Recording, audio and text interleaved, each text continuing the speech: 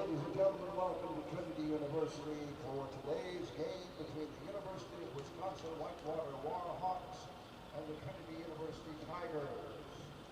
Today's game being webcast live on the Tiger Network, live.trinity.edu. Now the starting lineup for the Wisconsin-Whitewater Warhawks. Leading off the catcher, number 4, Aaron Holland. Batting second base, number 7, Andy Teach. Batting third, the designated hitter, number 18, Leighton Bowers. Batting fourth at third base, number 33, Danny Hopper.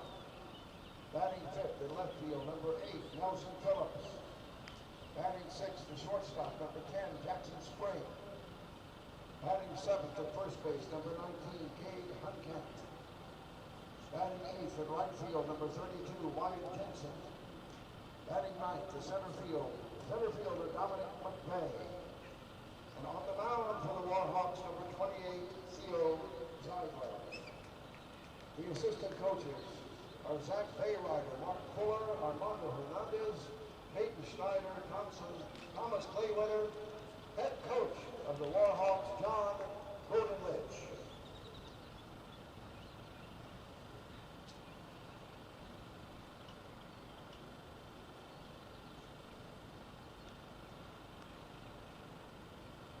Now, ladies and gentlemen, the Trinity University Tigers starting lineup. Here we go. Leading off at center field is number 24. A junior from San Pedro, California, center fielder Caleb Woodward. Batting second, the designated hitter, number 6, a sophomore from Sugar Land, Texas, Thomas Moss. Batting third at first base, number 13, a sophomore from Missouri City, Texas, Will Baker. Batting fourth in left field is number 8, a senior from South Lake, Texas, Nicholas Jones. Batting fifth in right field, number 26, a sophomore from Houston, Texas, Will Dixon. Batting sixth, the designated hitter, number 5, a graduate student from Austin, Texas, Michael Mosquina. Batting second base, number 7, is a senior from Los Angeles, California, Connie Cody.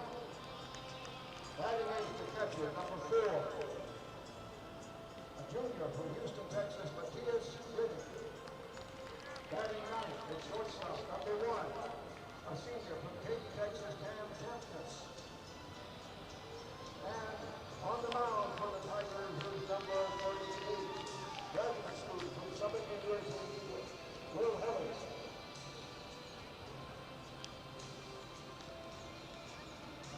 Correction. Pitching, number 9, a sophomore from Missouri City, Texas, Jace Clay. The assistant coaches are Joey Leary, David Smith, and Frank Perdosi. Head coach of the Tigers, Tim Scannell. Ladies and gentlemen, if you're able, we ask that you please rise to honor America with our national anthem.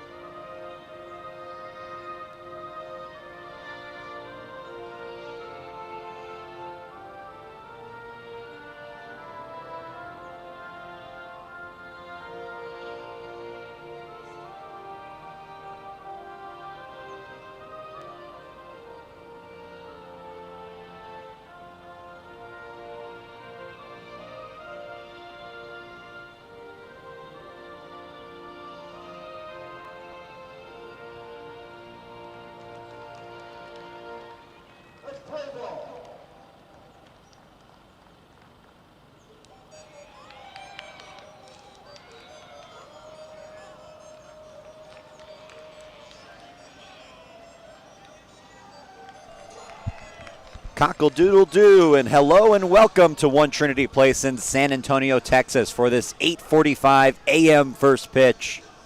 Everybody else on campus might be sleeping, but we're playing baseball today. Game 4 between Wisconsin-Whitewater and Trinity University. Hello, everybody. I'm Cole Isaacson representing Tiger Network today as we have a thrilling conclusion coming up to this 4-game series, a top 10 matchup, and College World Series rematch. We'll run through the Wisconsin-Whitewater starting lineup. They'll lead off the same way they have been for the last 3 games with their catcher Aaron Holland, followed by Andy Thies, Leighton Bowers, Hopper at third base, Phillips out in left, Jackson Spring at short, Cade Honkamp at first base hitting 7th, Wyatt Jensen in right field, and then Dominic McVeigh out in center. And on the mound for the Tigers will be Jace Clay, making his first start of 2026. Clay last season started out with a bang, pitched multiple 7-inning games. It ultimately started to fade down the stretch. His usage went a little down. Be interesting to see how they manage him today in his first start of the season. Aaron Holland in the batter's box. All set to go from One Trinity Place in San Antonio, Texas, underway with strike 1.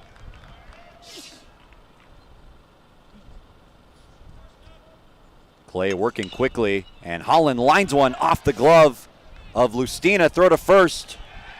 Gets away. Off the glove of Lustina and ricocheted to Ramsey, who ended up making a competitive throw just a little bit offline. Ultimately goes down as a base hit.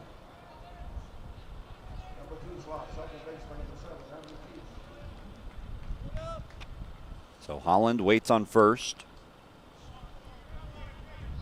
Should be scored as a base hit. Did see the E flash on the scoreboard as well as the hit, so we'll see what that actually ends up being for Aaron Holland. If it is a hit, it's his first of the season through 4 games. Brings up Andy Thies.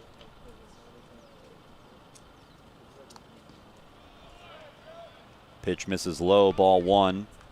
Thies a 3-hit game last night in game 3 of this series. 2 singles and a double. Game that Whitewater lost 5-4, the only competitive game of this series on either end. Waves at that pitch, and it's 1-1.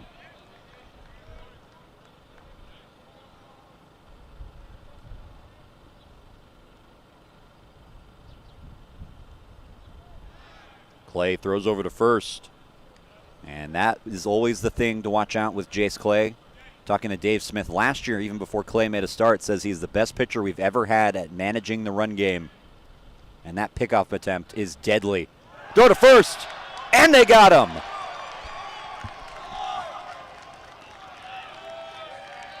Already first inning, first start, first successful pickoff attempt for Jace Clay.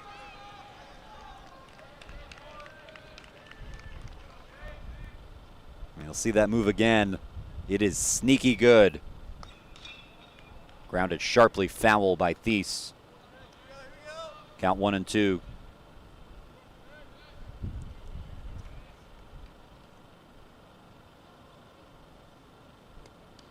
That one misses inside, evens the count at 2-2. Clay with 11 successful pickoff attempts last season, and it almost sneaks up on you because it doesn't seem like a very quick move, yet it's very, very effective. Ball misses in the dirt. Count runs full on Thies.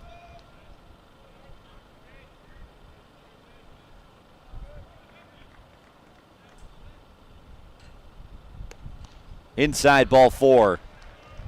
And the first 2 Warhawks have reached as Thies takes the walk on the full count pitch.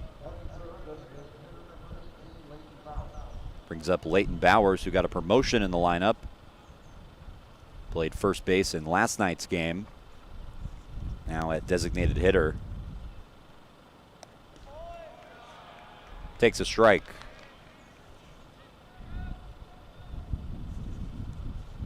Bowers with a single, a walk, and 2 strikeouts in last night's game. 1 for 3 overall. Pickoff attempt. Not successful this time. That's kind of how Clay works with his pickoff attempt. Almost lulls you into it with a slow one first time and then Comes with his real one the second time around. Swinging a foul ball out of play. Brings the count to 0-2.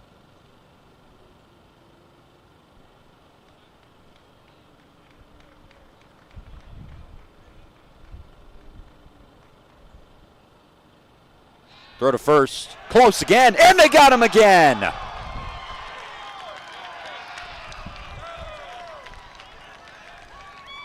Two pickoff attempts for Jace Clay. Successful in this one early. I mean, you can't make this stuff up. Had 11 last year, already towards the top in the country.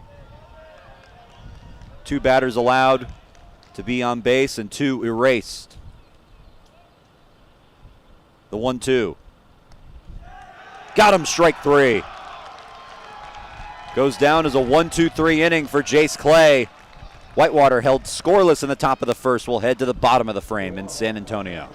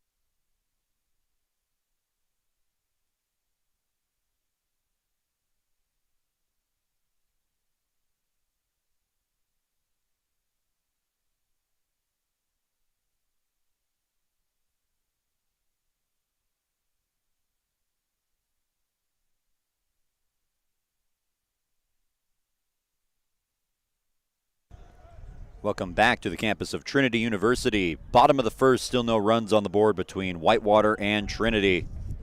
Running through the starting lineup for the Trinity Tigers, Caleb Woodward will lead things off, followed by Thomas Moss at DH, Will Baker, Nick Jones, Will Dixon, Michael Lustina, Cal Coney at second, John Ramsey at short, and Matthias Writing doing the catching in the 9-hole. And on the mound for the Wisconsin-Whitewater Warhawks, Zeitler making his debut. The righty, first pitch to Woodward, strike 1.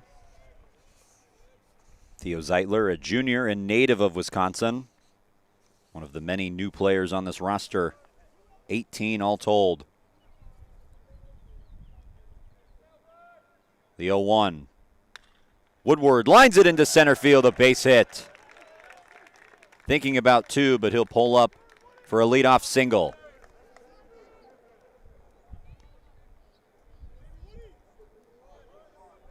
And I'll bring up Thomas Moss. Moss, who played in the first part of yesterday's doubleheader, had multiple hits, a single and a double. Second appearance this season, part of that revolving door that we'll see at designated hitter, particularly in the 2 spot of this lineup, occupied by Callan Singhania for the first 2 games of this series. Takes a ball outside, and now Thomas Moss entering in that role.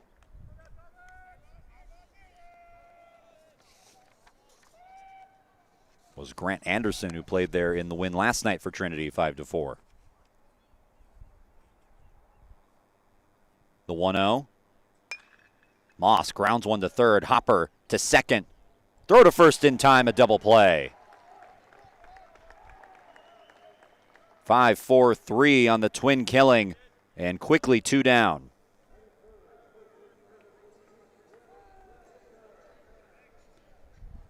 So the leadoff man for both teams has reached and immediately has been erased. Pickoff from Jace Clay in the top half of the inning, and the 5-4-3 double play here. Still 0-0, bottom of the first. Will Baker steps into the batter's box. Takes ball 1. Baker, a hit in yesterday's game, a single in the first. 1 for 4 overall last night. Also reached by way of a walk.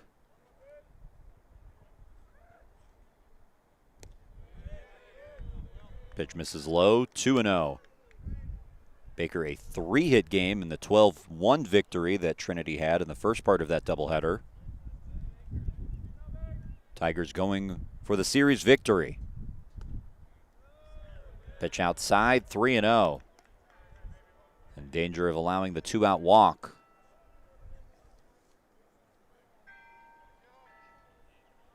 Bell tower rings in the distance. 9 a.m. here in San Antonio. Outside, ball 4. And Baker takes a 2-out, 4-pitch walk.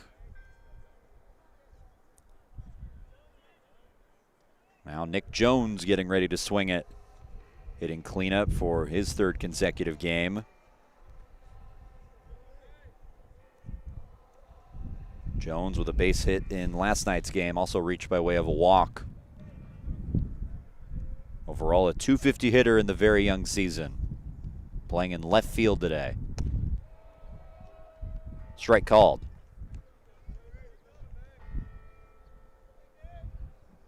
Nick Jones, who's hit cleanup in all 3 games prior to this. 2 in left, 2 at DH.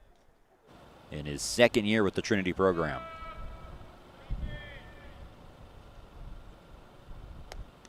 Waves at that pitch, evens the count at 1-1. Working with 2 down and Will Baker on first. Caleb Woodward led the inning off with a leadoff single. It was a race with the 5-4-3 double play.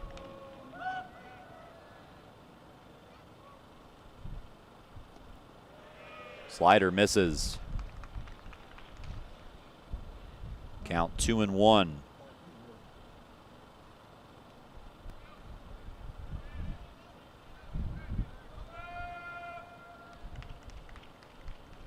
The righty Zeidler delivers.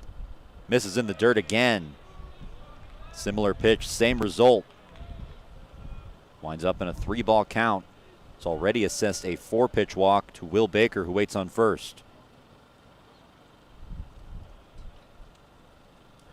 Outside, ball 4. Or I guess that makes it 3-2. There was a pitch called a strike somewhere in there. No clear signal from the umpire on that one. So now the full count. Baker will be off and running with this pitch.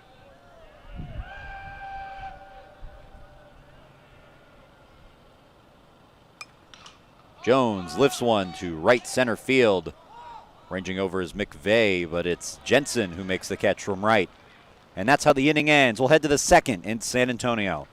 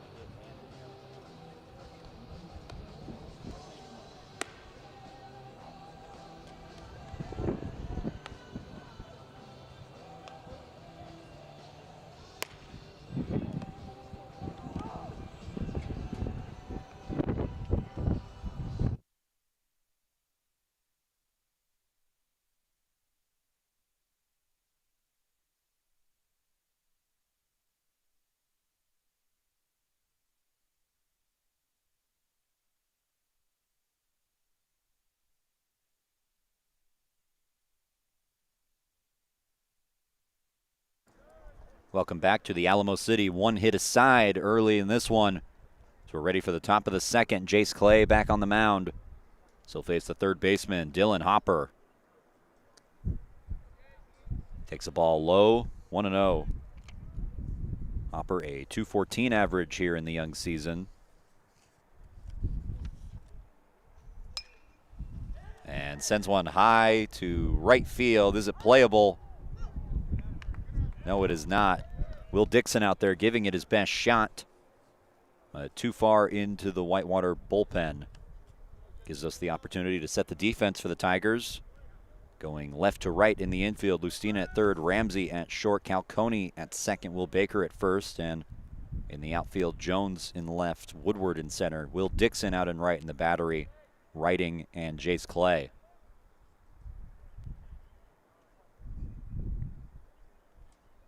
The 1-1 from Clay.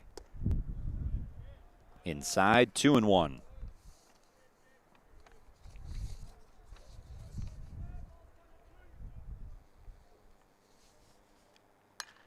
Ground ball right to Clay, fielding his position on a hop. And the underhand toss to his high school teammate Will Baker for out number one in this inning. Right to him, return to sender. And it goes down as out number one in the frame. Nelson Phillips, the righty, now in the batter's box.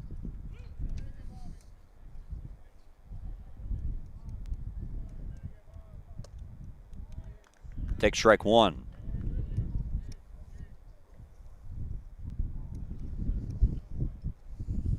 Phillips, who got the day off in the second half of last night's doubleheader, has played the other two games, takes the ball low.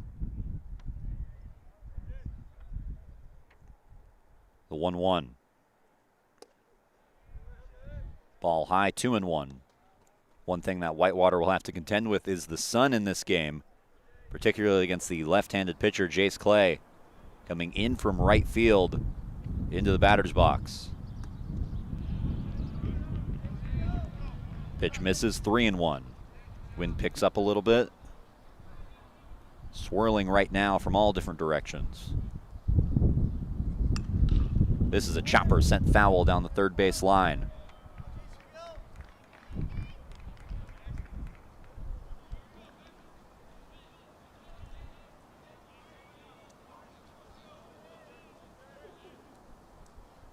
Now a full count. One down, nobody on. Strike three called. Gets Phillips looking.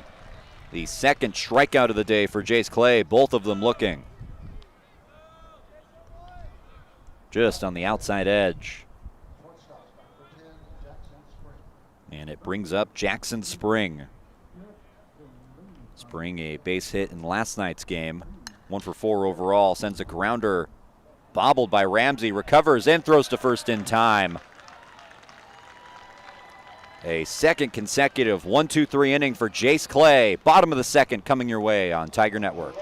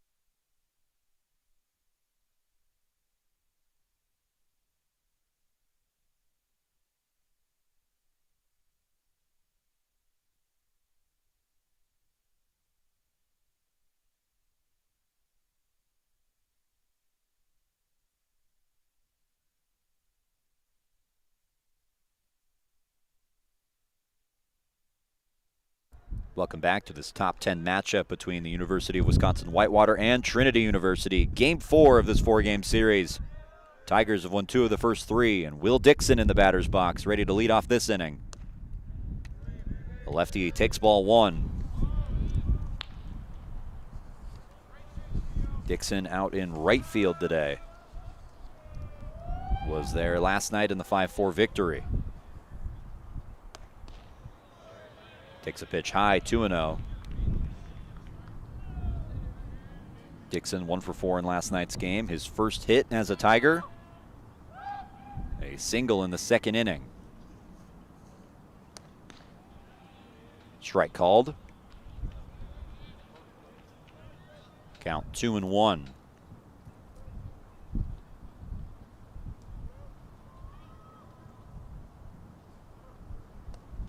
Waves at that pitch, evens the count at 2-2. Zeidler able to battle back. Talked about how new this Wisconsin Warhawks pitching staff is. Only 5 returning pitchers from last year on the 16 on the roster, and Dixon looked like he went around, and he did. First strikeout of the day for Zeidler.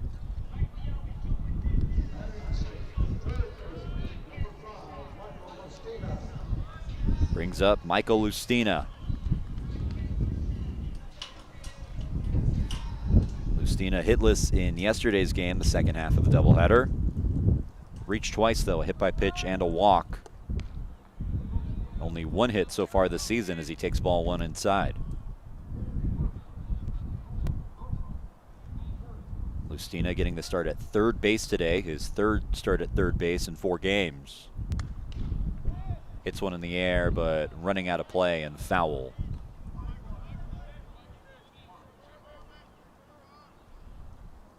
Count now even at 1-1.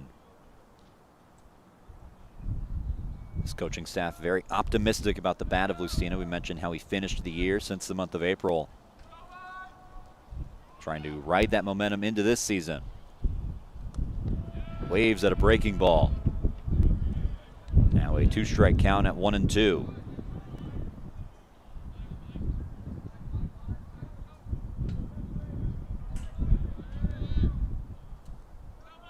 Wind still swirling. 1-2. Swing and a miss. Back-to-back strikeouts for Zeidler.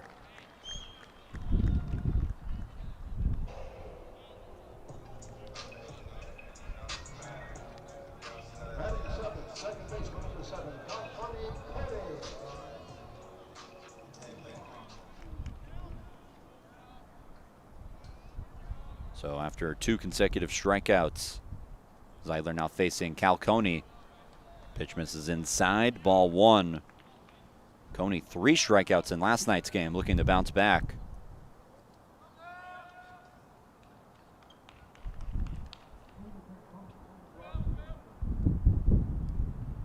Breaking ball misses inside and too far inside. It hits Coney. So the first batter to reach in the inning for Trinity comes by way of a hit batter. And it brings up John Ramsey for the first time today. Wind blowing very hard in from left, and now it swirls a little bit more. I'm told it should be like this for about another hour. The AM breeze.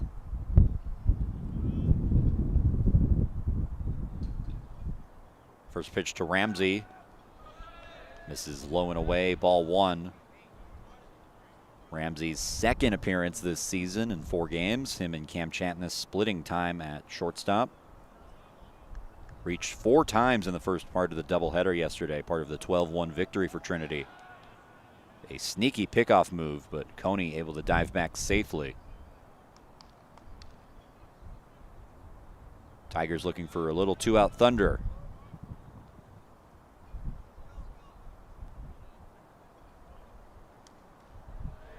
Pitch outside, 2-0 to Ramsey. It's a Trinity team that's managed to score early in each of these 3 games so far. Despite the 6-2 loss in game 1, still scored in the first inning. They were already up 11-0 after 4 in yesterday's first half of the doubleheader, and we're up 3-0 after 2. Ball dropped by Holland, may have cost him a call. Runs the count to 3-0. Zeidler has already walked a batter in this inning, or in this game, I should say. Hit a batter in this inning. The 3-0. Finds the zone, strike called.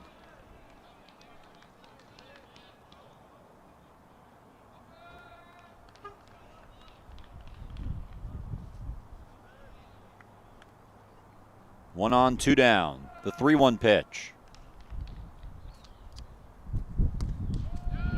Swing and a miss at a breaking ball.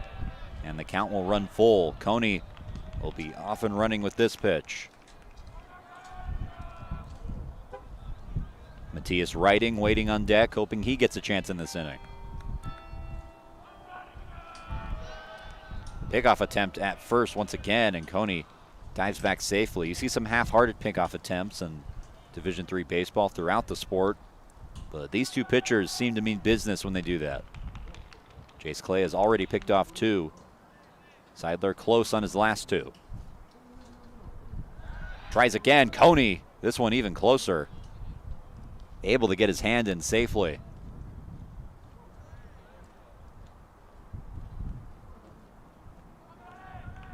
See if he tries a third time. This time the pitch comes. Outside, ball 4. And Ramsey works a 2-out walk. Back-to-back Tigers have reached in the inning.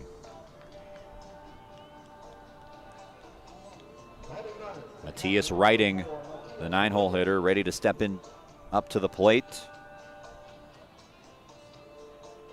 A 2-hit game in yesterday's game, the second half of the doubleheader, which he played. Reached 3 times. A single, a double, and a walk. Tigers have their first runner in scoring position of this game. Takes a strike.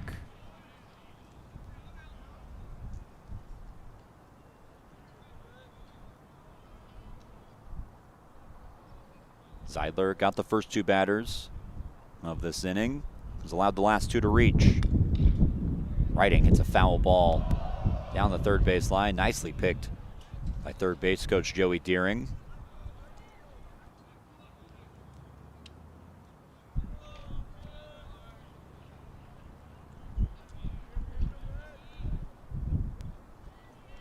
Writing down 0-2.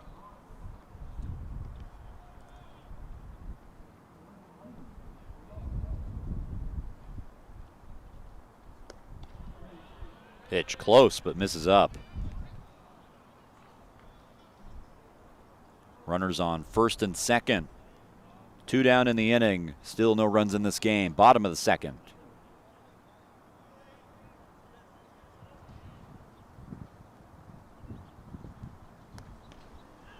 Takes a pitch inside. Another close one. Zeidler just missing the mark. Matthias Writing showing that he's the catcher, knows the zone pretty well.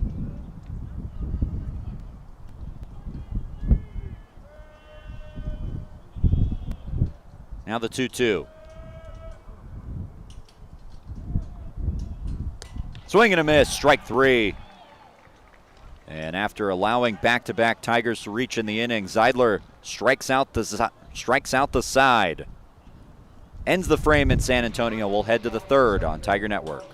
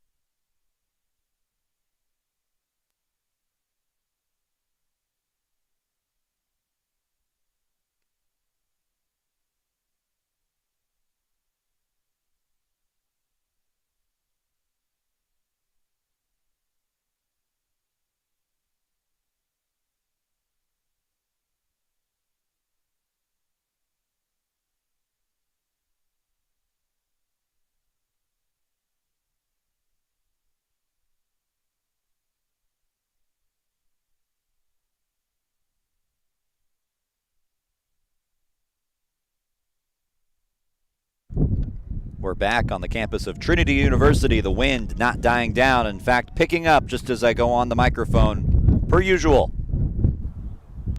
Clay delivers his first pitch of the inning. Strike one. Clay working against Cade Honkamp. His first plate appearance of the day. Sends a ground ball to short. Ramsey, the diving stop. Gets up and throws. Is it in time? Yes, it is. John Ramsey, the diving play at shortstop, one down in the inning.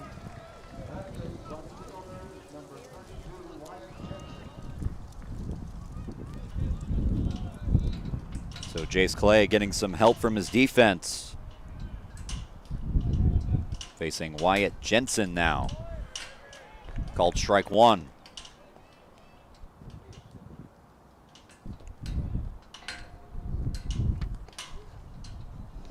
Misses the mark with that pitch. Jensen in yesterday's game, one hit. Came in the fourth inning. Sends a chopper well foul. Count now 1-2.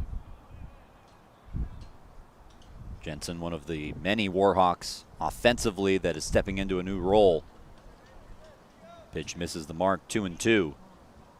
The key departures from Adam Kootway, Matt Skolin, Sam Patton, and Eli Frank all had 75 plus RBIs.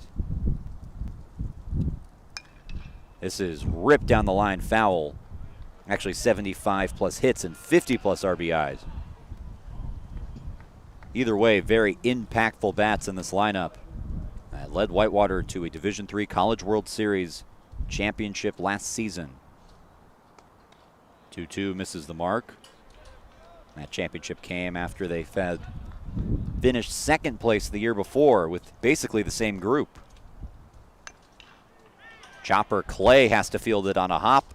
Throws calmly and in time for out number 2. Second time he's had to field his position today.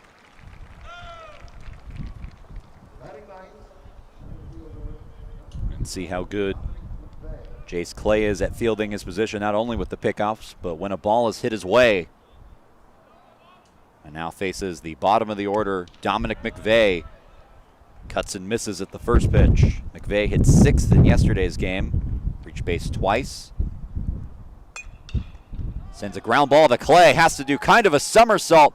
Throw to first is in time.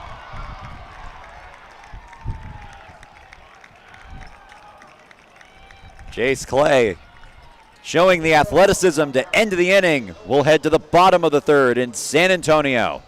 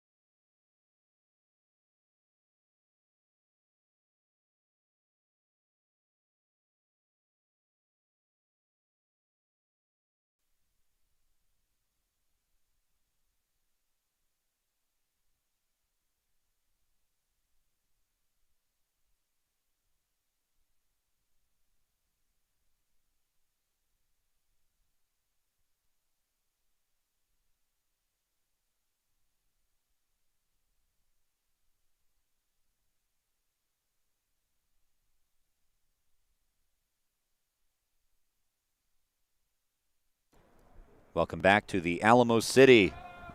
Temperatures in the high 60s at first pitch today. Only going to get warmer into the mid 70s Sure, that made people in Wisconsin very jealous as Caleb Woodward swings and misses at the first pitch.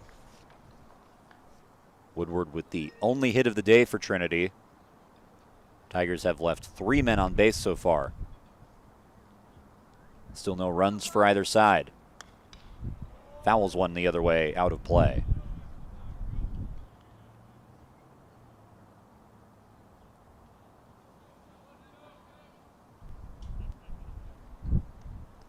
Woodward finding himself down 0-2. 1 for 1 in this game with a single.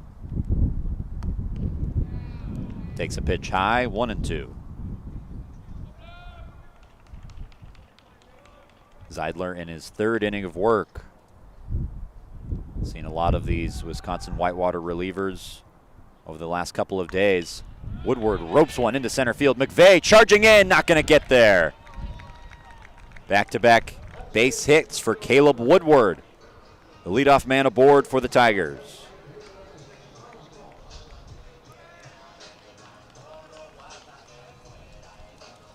And that will bring Thomas Moss up to the plate. Moss hitting second today, grounded into a double play the last time he was up. 0 for 1 overall. Still a .286 hitter in the young season with an RBI.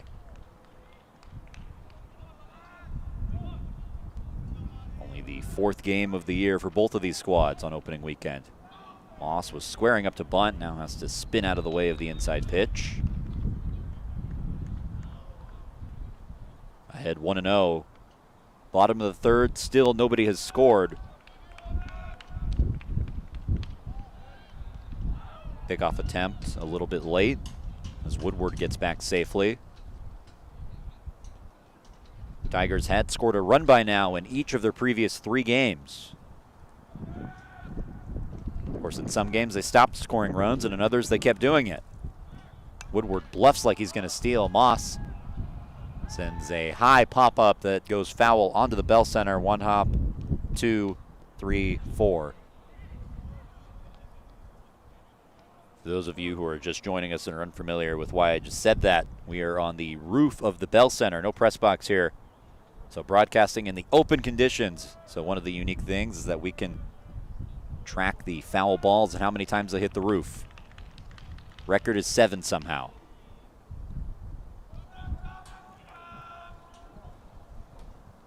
Now the 1-1 pitch. Moss waves at the breaking ball.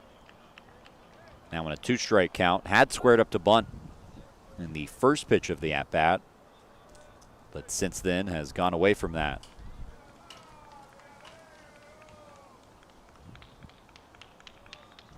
The 1-2. Woodward on first. Good take on a breaking ball, misses the zone. Woodward with 18 stolen bases last season, was only caught 3 times. Hit leadoff for pretty much the entirety of the year because he has that kind of skill set. The 2-2 to Moss. Swing and a miss. And that is strike 3. The 4th strikeout of the day for Zeidler. And he gets him on the slider.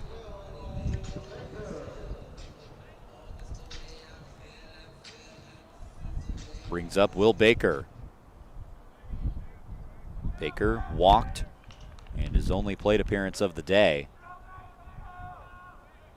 A 4-hit day between the 2 games yesterday. Takes ball 1 in the dirt.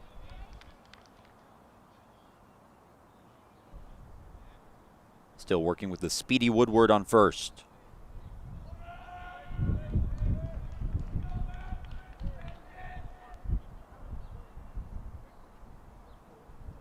The 1-0. Baker chops one foul down the first base line. Trinity going for the series victory over the defending national champions, who only lost 1 game away from their home ballpark all year last year. Went 30-1 in games not played at their home ballpark.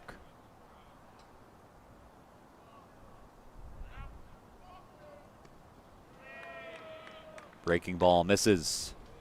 Count 2-1. Coach Vodenlich talking to him, saying that that is the level of maturity that his team had last season, one of the most mature teams he's ever coached in over 20 years of having this job. The 2-1. Inside, 3-1. Kind of a unique travel schedule for Wisconsin-Whitewater coming into Texas. They flew into Austin the day before the first game of this series on Wednesday and practiced at the University of Texas. The 3-1. Outside ball 4 and back-to-back walks worked by Will Baker. 2 aboard for the Tigers, only 1 down in the inning. That brings up Nick Jones to the plate, 0 for 1 in this game with a fly out to right.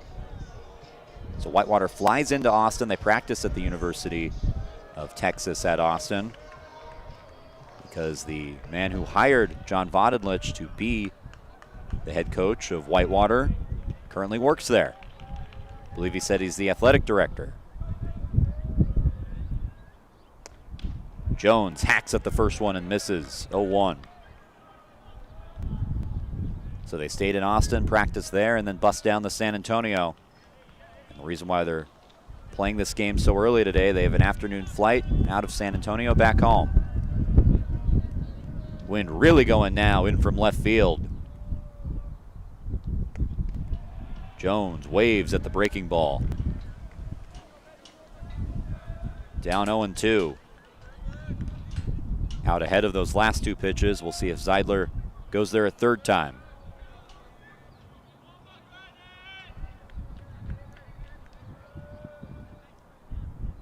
One down in the inning, 2 aboard. Jones stays alive with the foul ball, sharply into the screen.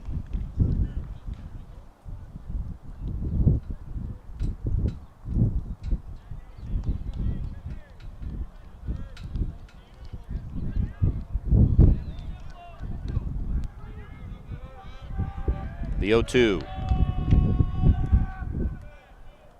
In the dirt and nicely blocked by Holland. Woodward would have been off and running to 3rd base. Woodward waits on 2nd, Baker on 1st. Tigers looking for the first runs of this game. Jones takes a pitch outside, evens the count at 2-2. Hearing the calls from the Tigers dugout for him to hit the ball the other way. Let's see if he does it.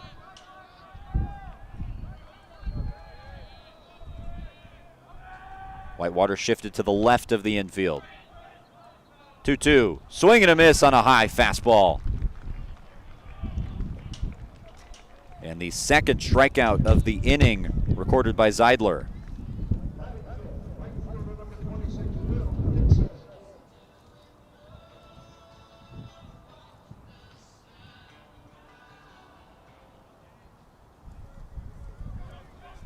Now Will Dixon up to the plate. 0 for 1 with a strikeout today. The last 5 outs that Zeidler has recorded have all been strikeouts. This has popped up. Is it playable? Going over the wall trying to make the catch was Hopper. Commitment to the cause, but unable to do it. Nearly left the ballpark trying to make that catch.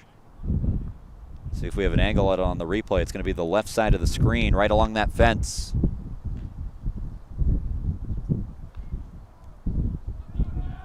Goes down as an eventful strike 1. 0-1 to the lefty Dixon.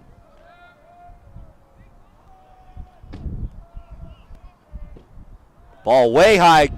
Ricochets from the backstop, but not at the right angle for Holland to do anything with it. Both runners advancing 90 feet. Talked about that in game 1, how much that ball can carry off the backstop on a wild pitch, and you saw it there. Holland not ready for it. Kind of came at a weird angle since the pitch missed everything entirely.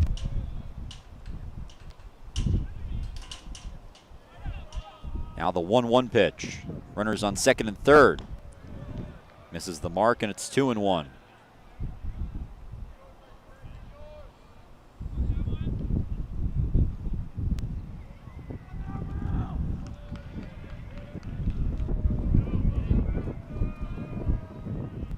2-1 pitch. 2 down in the inning.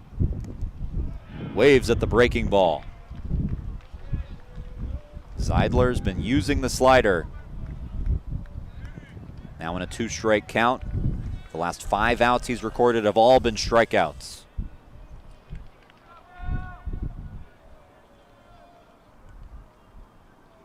The 2-2.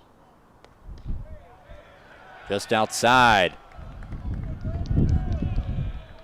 And now a base hit will likely score 2.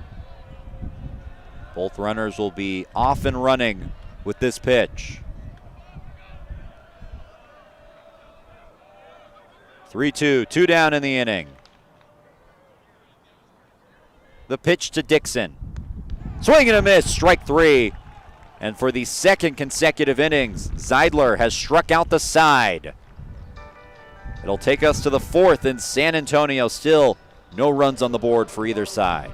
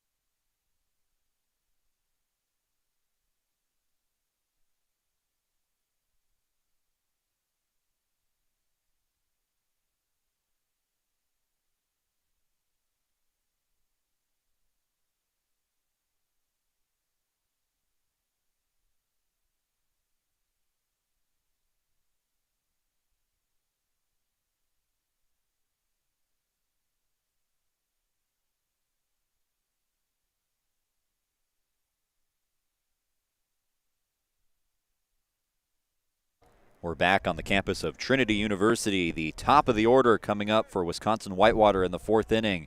Aaron Holland, who has the only hit of the day for the Warhawks, grounds one to second, past the dive of Coney and into center field. So after being hitless in the first 3 games of this series, Aaron Holland 2 for 2 early.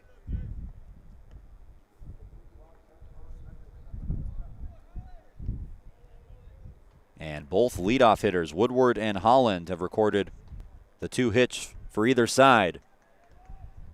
Last time Holland was on, he got picked off by Clay. We'll see how long his leadoff is on first base. Andy Thies takes ball 1.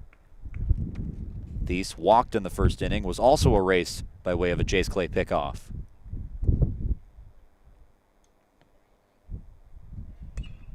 Inside out swing, foul ball into the screen.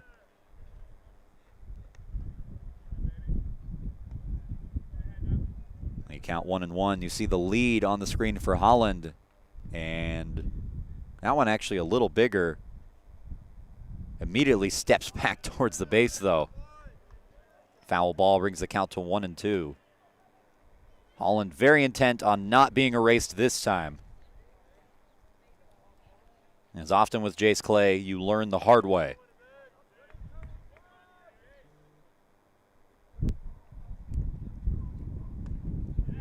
Strike 3 called, inside edge.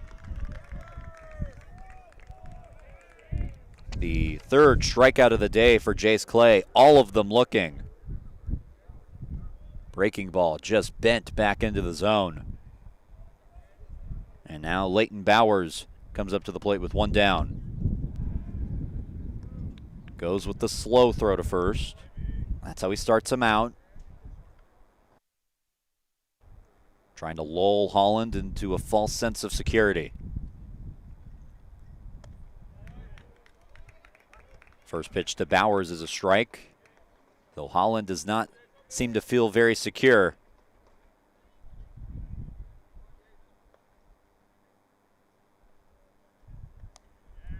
Ugly swing from Bowers.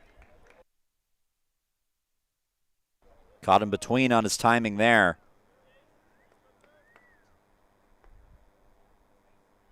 Now the 0-2. This is fouled out of play on the left field side.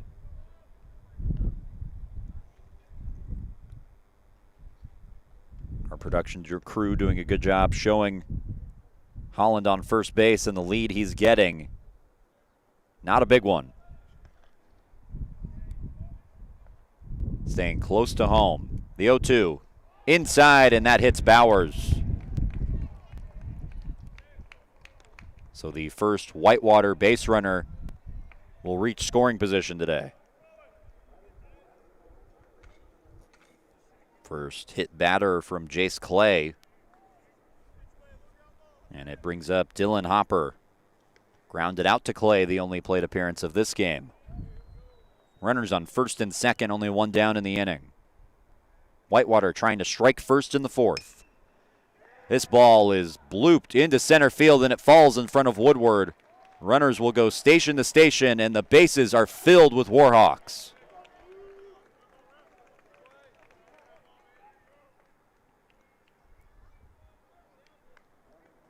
Something Whitewater does really well, just hitting line drives right up the middle. A very good hitting team. Something Coach John Vodenlich talked about, prioritize and emphasize, and they definitely do both in terms of hitting. Brings up Nelson Phillips. 0 for 1 with a strikeout today. Takes strike one there. Best opportunity of the day for Whitewater. Trying to strike first as they did in game 1 of this series where they led 2-0. The 0-1 from Clay. Phillips grounds one to second. Coney throws there, and it's bobbled by Ramsey, and they get nobody. Aaron Holland comes in to score the game's first run, and it's 1-0 Whitewater. Cal Coney trying to turn the double play, at least get the runner headed to second base. And Ramsey could not secure it with his glove. And that'll prompt a visit from pitching coach Dave Smith, talking with his catcher Matthias Riding and pitcher Jace Clay. Bases reloaded.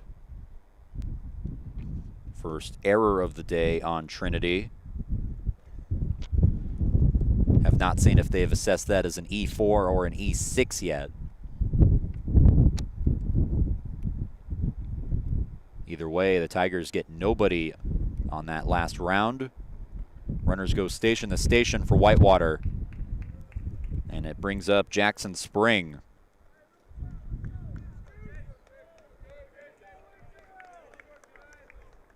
Spring 0 for 1, grounded out to Ramsey at short in his only plate appearance today. Bases loaded, Whitewater with the 1-0 lead.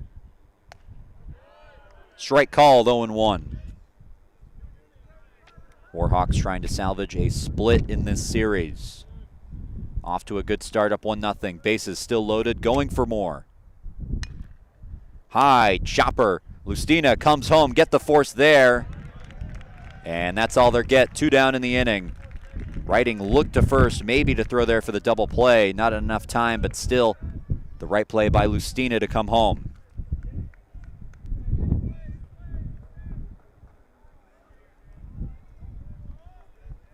Now the bottom third of the lineup due up. Cade Honkamp, who had been batting third most of the weekend. First pitch misses low. Riding does a good job to keep it in front of him. Bases still loaded for the Warhawks with 2 down in the inning. Honkamp 0 for 1 today, grounded out. This is ripped into right field, a base hit. 1 run comes around, another being waved in as Phillips comes up to the plate and scores. A 2 RBI single for Cade Honkamp, and it's 3-0 Warhawks.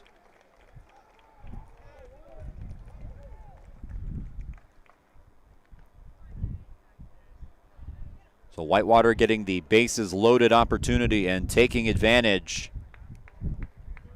Cade Honkamp, who had received a 4-spot demotion in the lineup today after not playing in Game 3 yesterday, comes through with the biggest hit of the day so far. First pitch from Clay to Jensen. Strike one. Last time Jensen was up, he grounded out to Clay.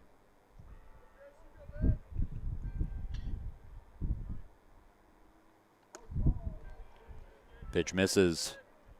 We'll see how long Clay has left in this game. Talking to Dave Smith about how he wanted to use him this season. Said they pitched him so much early in the year. Pickoff attempt nicely recovered by Baker as that nearly got away. But Clay, by the end of the season, couldn't really get past 4 innings. Just didn't have his stuff. Started to fade down the stretch. Want to keep him fresh for when the games matter at the end. This pitch outside and dropped by Writing, but able to hop on top of it before any advancement. Strong breeze blowing in from left field, and now it switches around again. It's been swirling all day. Foul ball off Writing.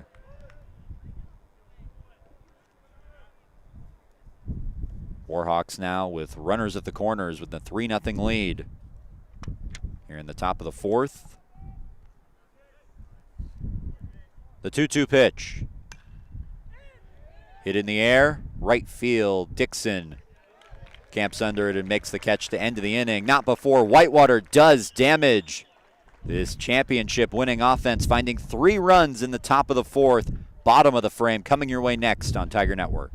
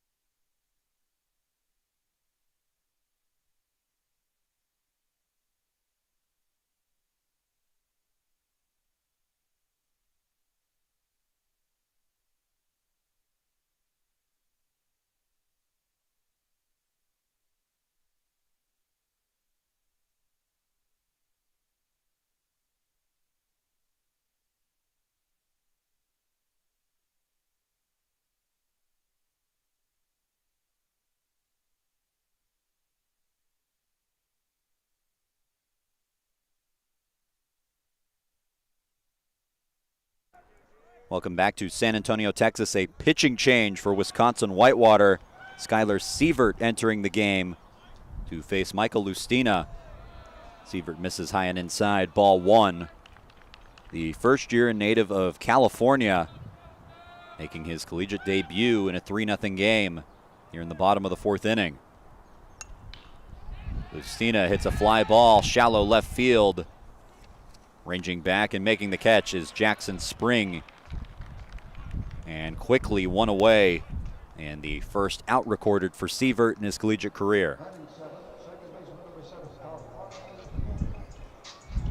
Brings up Cal Coney. Hit by a pitch the last time he came up to the plate.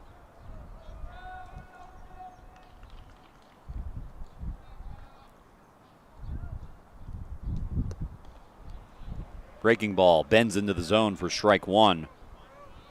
Tigers have to be a little happy that Zeidler is out of the game. Struck out the side in the last 2 innings he pitched. Goes 3 innings overall, allows no runs. That time the slider misses. Evens the count at 1-1. 6 strikeouts overall for Zeidler. Sievert delivers. Coney hits a fly ball. Foul right side and out of play. Tigers had a lot of runs yesterday, 12 in the first game, 5 in the second game, which proved to be enough in the 5-4 victory. Really the only competitive game of this series. They're going to need at least 4 today. Down 3-0 in the fourth.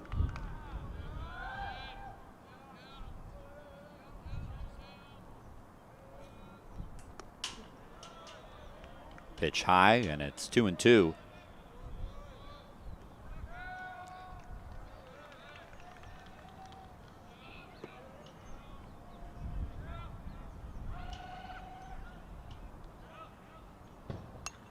Coney lines it foul, out of play.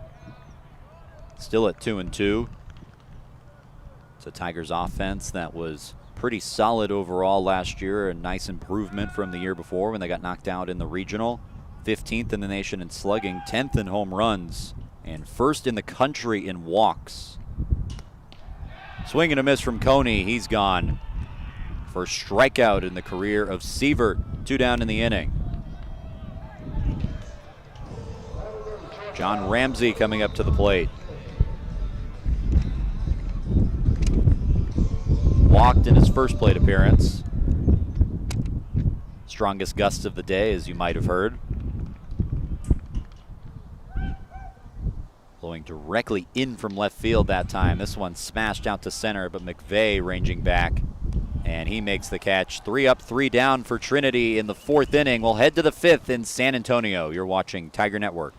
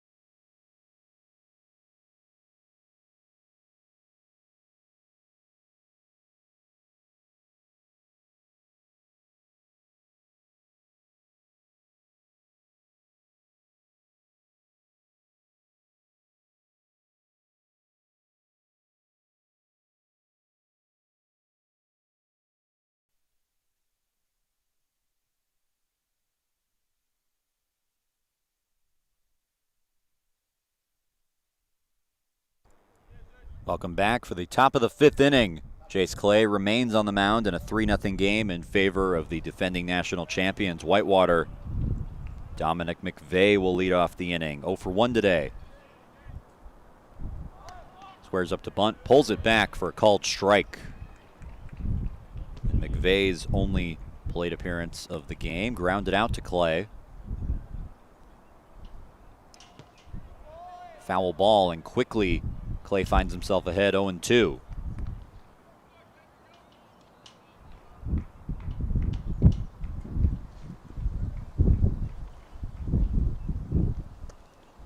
That one misses inside. 1-2. Have 3 1-3 putouts in this game, so Clay has had to field his position a little bit, plus the 2 pickoff attempts as well that were successful. Writing has to get in front of a ball in the dirt. Count now evens at 2-2. Whitewater found their groove offensively in the prior inning, scoring 3. McVeigh grounds this to short. Ramsey throws in time. And the leadoff man retired in the 5th. We'll flip the lineup over. The 3rd time through for Jace Clay, and he faces Aaron Holland, who's 2 for 2 against him. His only 2 hits of the season. Both base hits in this game. Holland came around to score in the prior inning. First pitch is wild and outside, 1-0. There is stirring in the Trinity bullpen, so we'll see how long Clay goes. Of course, 2 of the better arms for Trinity used in yesterday's games. 2-0. Now 3-0 as that pitch misses. Danger of walking Holland, so he would reach for the 3rd time today. Will Hellings, who would usually come out of the pen, started yesterday's game in the 2nd part of the doubleheader. Strike called on the 3-0. And Will Taylor ended up closing out that game, one of the best performances of the night. 6 strikeouts, no walks. Holland sends a fly ball, foul territory. Baker ranging over. And it falls harmlessly out of play. Brings up a full count pitch. See if we have an angle of how close that came. Probably don't. Yeah, that's about what I saw as well. A lot of the roof and not a lot of what happened. The 3-2. Holland fouls another one out of play. Clay working with nobody on, 1 down in the inning. Some light throwing in the Trinity bullpen. We'll see how long he goes. High chopper. Lustina has to wait on it. Pumps and fires wildly. And it goes into the Whitewater dugout.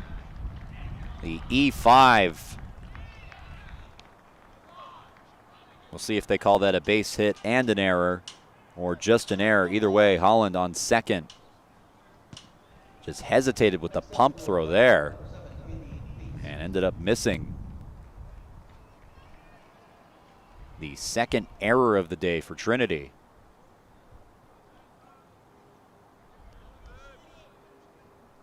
And it looks like they have just scored that an error. No hit for Holland. Would have been 3 for 3.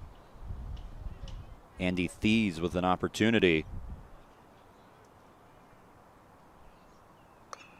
Thies grounds one sharply to Baker, who picks it up and takes it to the bag himself for out number 2. Holland advancing from 2nd to 3rd. On the 3 unassisted.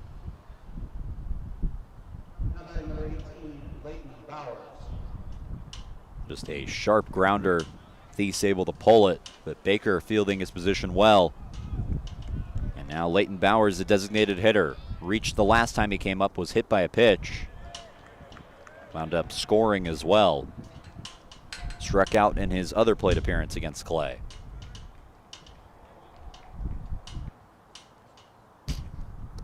Swing and a miss. Evens the count at 1-1. Clay trying to get through 5 innings. And that pitch misses inside. Now a 2-1 hitter's count to Bowers. So far, Trinity has held down this Whitewater offense to a maximum of 6 runs, which happened in game 1. Outside and 3-1 on the pitch. Mentioned all the key departures for Whitewater.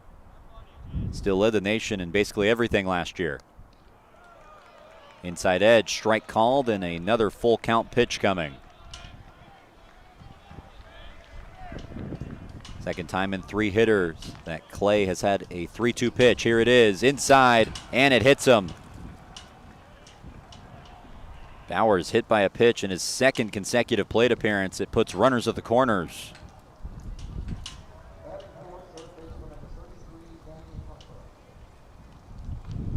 A slider that didn't slide. And that looks like it'll be the day for Jace Clay. He leaves with runners at the corners and 2 down in the 5th inning. A pitching change in San Antonio when we come back.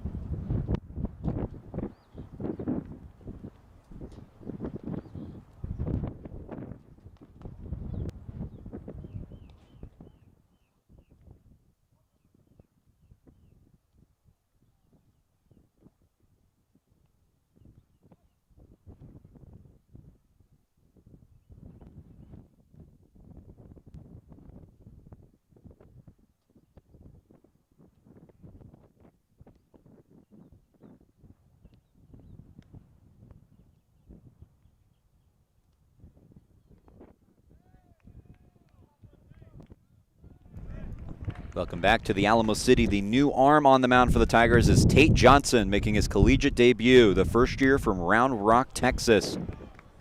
Was a second-team all-district pitcher in high school, and now gets his first opportunity at the collegiate level. Facing the cleanup hitter, Danny Hopper. With runners at the corners and 2 down. Breaking ball misses for ball 1. Hopper a base hit the last time he came up to the plate in the 4th inning against Clay. 1 for 2 overall. Also came around to score. This ball driven to left field, but well foul. Finds itself on the sidewalk in front of the swimming pool, out in the left.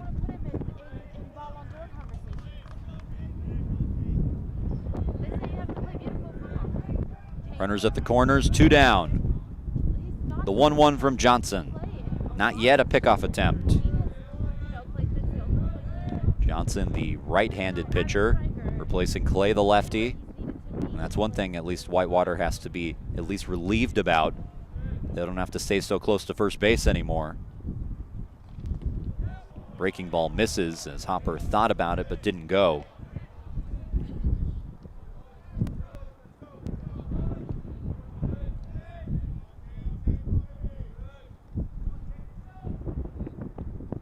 Two and 1. Slider drops in for strike 2.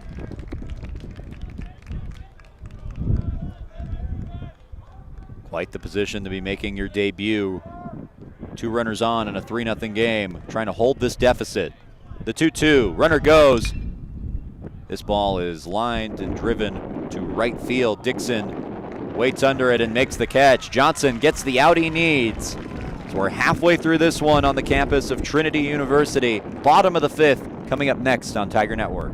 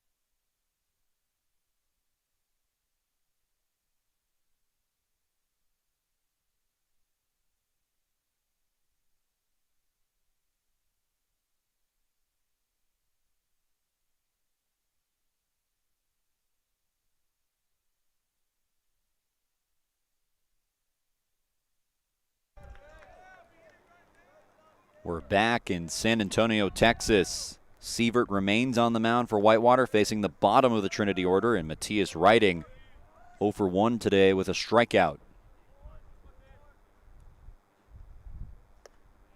Check swing. Did he go around? Yes, he did. Call the strike from the home plate umpire. Quickly 0-1. Wisconsin-Whitewater with a 3-0 lead. Held scoreless in the prior frame, though. Trinity trying to take advantage of that in the bottom of the 5th. Breaking ball misses outside. Evens the count at 1-1.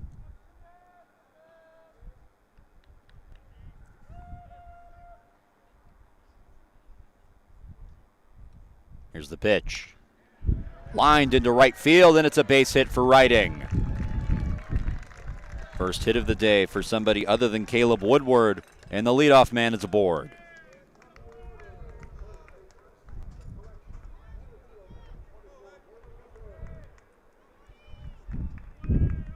Now it is Caleb Woodward. 2 for 2 on the day, 2 singles. Working with a runner on for the first time.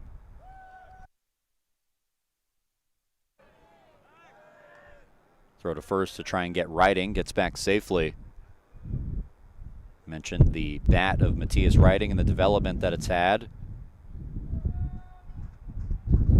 Always loved his defense at catcher, but wanted the bat to come through a little more last season. So far this season, so good. Woodward pulls the bunt attempt back.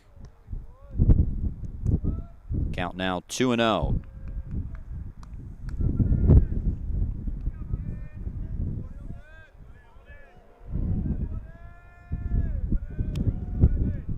Wind blowing in from left right now. Woodward thought about bunting again, and now the count's 2-0.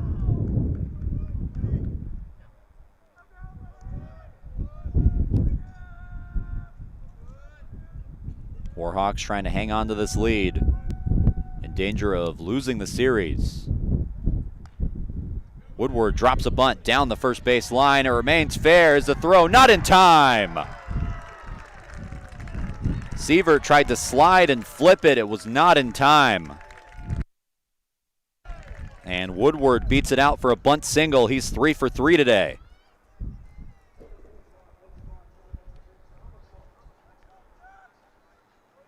And it looks like we have a pinch hitter coming up. Trinity will roll with the sophomore outfielder, Jack Spence. Sophomore from Corpus Christi, appeared in 3 games last season. Has 1 plate appearance this year. Came on opening day, and the 6-2 loss was a pinch hit opportunity. Hit a nice liner, but it was right at the second baseman, Thies. Now a meaningful opportunity with runners on first and second. We'll see if they actually let him swing the bat or if he's just in there to bunt.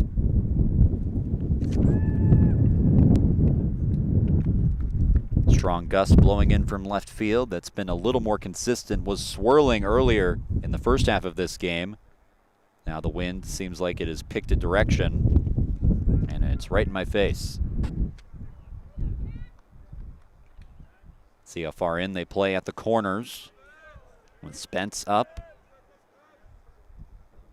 they decide to go with the lefty against the righty Sievert. Hopper playing just on the lip of the infield grass at third.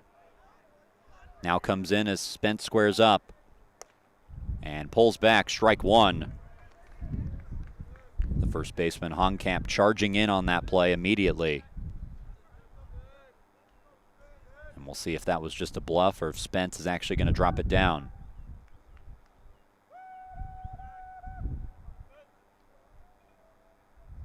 The 0-1.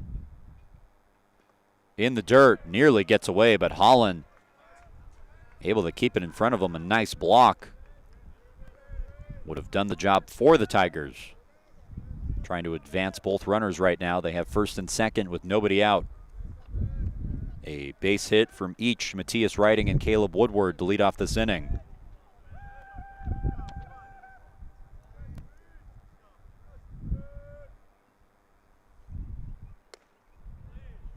Strike 2, top of the zone. And now bunting for Spence out of the question.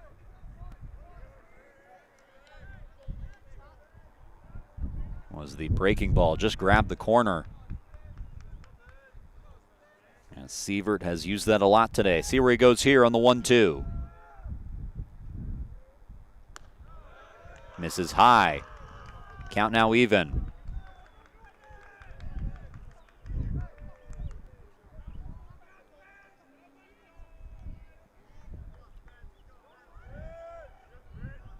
Trinity trying to capitalize on this opportunity. The 2-2. Finds the zone, strike 3, and Spence goes down looking.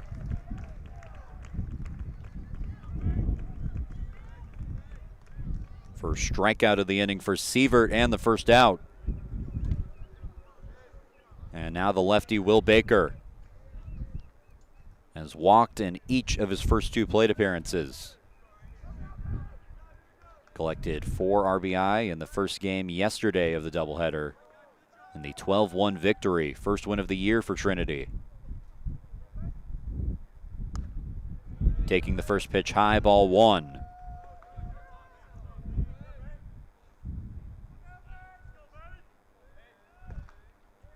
Baker can tie this game with one swing if he can get a hold of one. I'm sure would take just getting aboard like he did in the prior 2 plate appearances. Second pitch, like the first one, ball high. 2-0.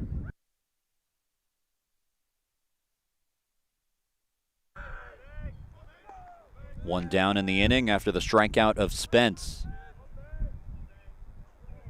Runners on first and second. Baker takes strike 1. Count even at 2-1, or excuse me, 2-1.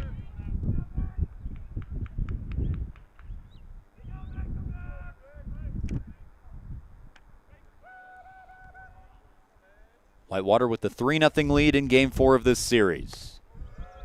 Pitch high again. Trying to work Baker up in the zone. It's a fly ball kind of day with the wind blowing in like it is. The reverse of where it usually blows here at this ballpark.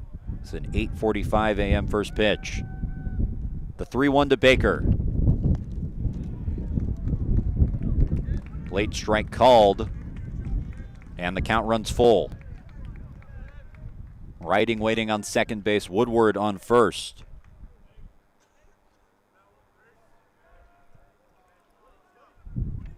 Sievert looking for out number 2. Baker pops it up. Is it playable? And it's drifting out of play into the spectators. Hits an empty bleacher. And Baker remains alive. Saw Holland make a play yesterday on a ball that was playable. Tough for catchers to make plays like that. He was able to do it. Did not have a play there. We'll do the 3-2 pitch again.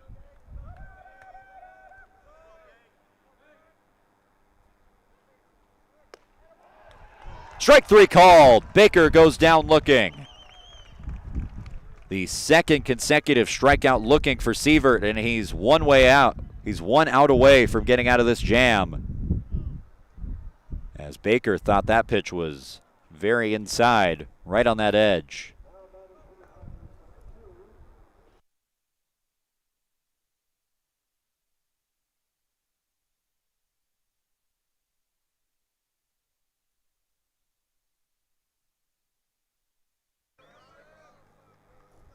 And now a pinch hitter for Nick Jones. It's Callan Singhania. Started the first 2 games of this series out in right field.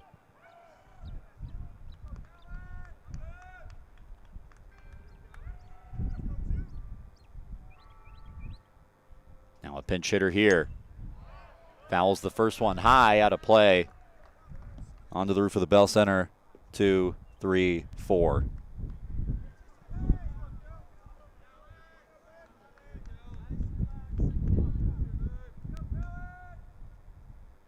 Coach Scannell making the decision to pinch hit Singhania in lieu of Jones. Singhania, did he go around? And they say no. Check swing.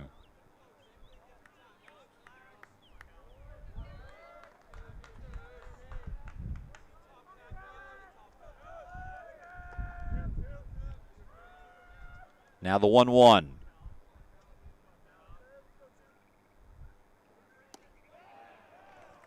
Strike called. Breaking ball finding the zone again. Tigers trying not to squander this opportunity where they had runners on first and second with nobody out.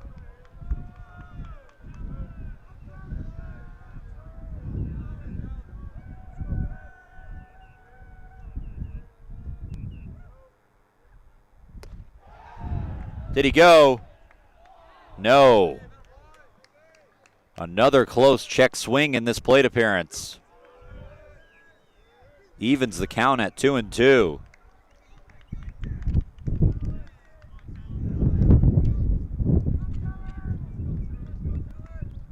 2 on, 2 down in the inning. The 2-2 pitch. Strike 3 called, and Singhania goes down looking. 3 consecutive Tigers go down without a swing, and we'll see where this one was. And that looked like a ball. That takes us to the 6th inning in San Antonio. Whitewater with the 3-0 lead.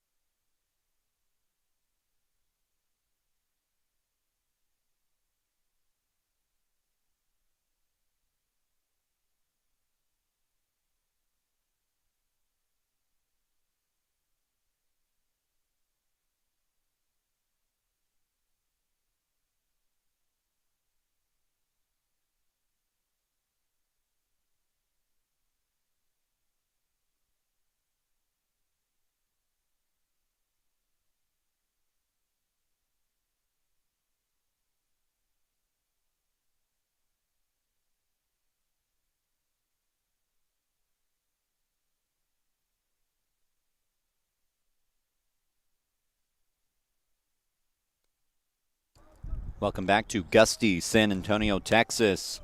Whitewater with the 3-0 lead in the series finale. The early bird 8:45 a.m. first pitch. Tate Johnson back on the mound for the Tigers as he faces Nelson Phillips. First pitch finds the zone, strike 1. Phillips 0 for 2 today. Struck out and reached on a Trinity error in E5.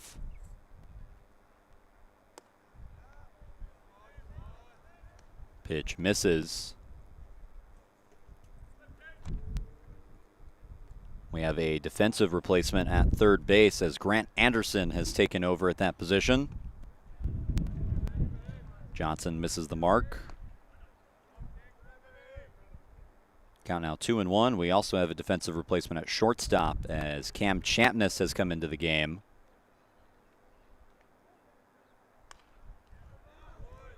Foul ball off the bat of Phillips.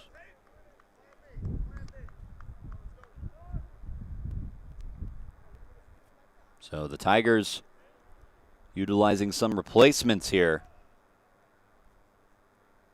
Trying to find a spark.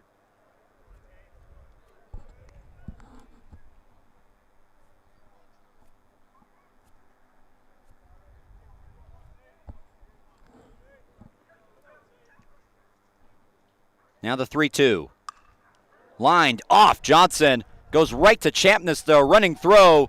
Not in time. Phillips able to beat it out, and now the top concern is Johnson okay. Gives a thumbs up. The liner right off his back. Champness nearly made the play anyways. His first inning in defensively for John Ramsey, and now Matthias Reiting will be able to go check on his first-year pitcher making his collegiate debut.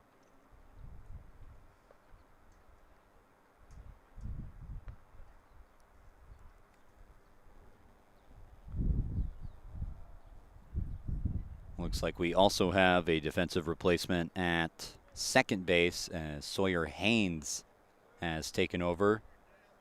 Singhania has moved to right field and Pierce Matthews in at left field, and now a pitching change as Johnson will be taken out of the game with an injury. Will step away in San Antonio.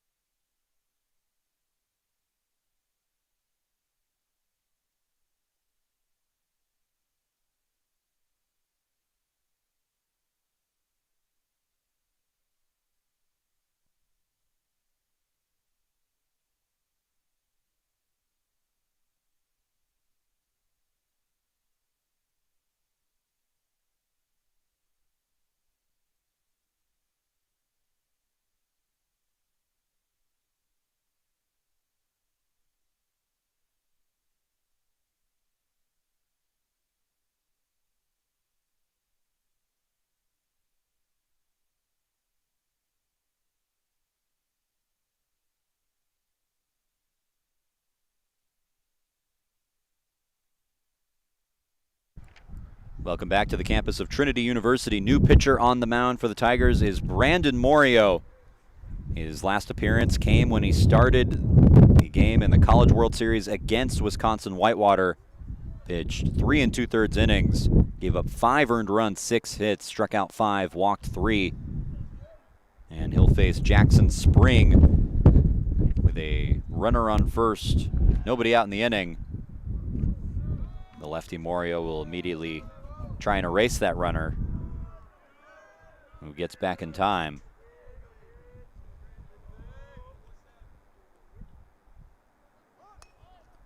Bunt bid fouled all the way into the screen. Good thing for Spring, because if that had hung up a little shallower, Riding may have had a chance at it. So Morio trying to bounce back a little bit after giving up those 5 earned runs in that game against Whitewater last year. Tries to get Phillips at first again. Aboard with a base hit that hit the Trinity pitcher at the time, Tate Johnson, was pulled due to injury. Ball gets away in the dirt, and that will do the job for Spring. Phillips advancing to second on the wild pitch.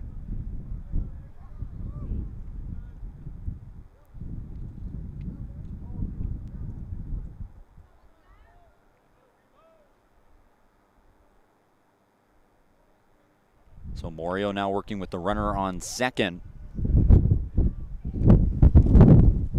As a healthy Gus comes in. Ball in the dirt, this time Riding able to jump on top of it. Strongest gust of the day so far, still mostly blowing in from left, swirling a little bit there.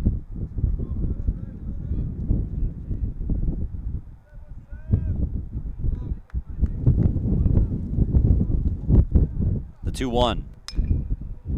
Driven out to right field, back towards the corner. Singhania giving chase, and it falls foul out of play. Singhania runs hard into the wall, right in the corner. Getting up, seems like he's okay. Took a hard collision into that wall. See if we can see it here.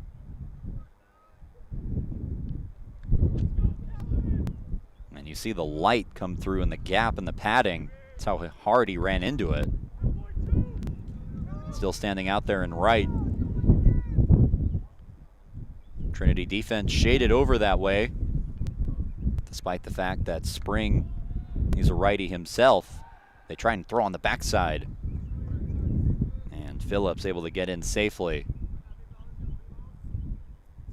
Morio, one of the biggest surprises of last season for Trinity, had a 17.1 ERA in 2024, and then 2025, first team All-SCAC. Was quite the bounce back for him after his first year. Now the 2-2, runner goes to third, swing and a miss. And Riding has to throw to first to finish the job. Phillips advancing the third on the stolen base.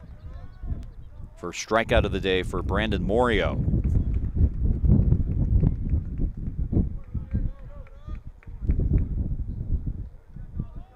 Goes down as out number 1 in the 6th. And Cade Honkamp, last time he was up.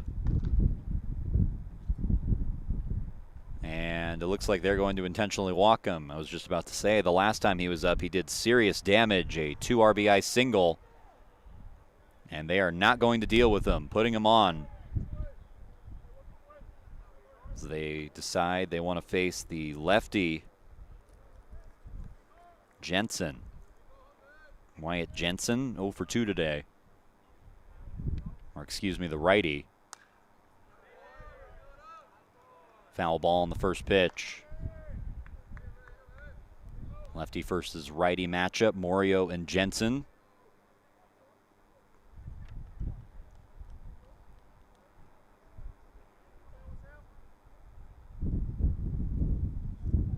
Slider misses in the dirt. A dangerous situation with Phillips waiting on third. Morio has already thrown a wild pitch today, a couple more in the dirt. And that will prompt a meeting from Dave Smith.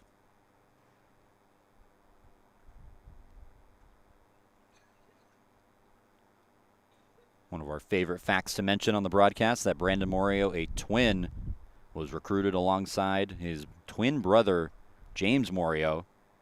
Two are identical twins, indistinguishable from one another, to the point where they like to wear different hats at practice so that we can tell them apart. Kind of did away with that by the end of last year, though, so they went back to being incognito mode.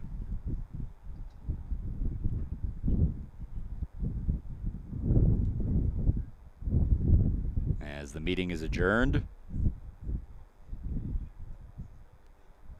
Morio ready to go once again. Runners at the corners, one down in the inning.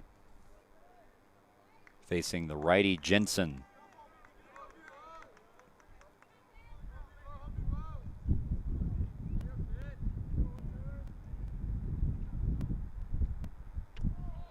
Ball in the dirt, riding, lost sight of it, and the runner heads to second. So the intentional walk, Honkamp able to take 90 feet on the wild pitch, the second wild pitch of the inning for Morio already.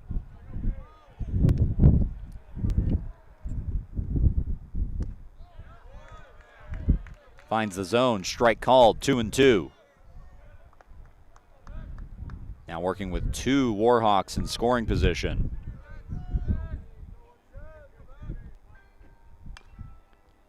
This is tapped, but hit in foul ground.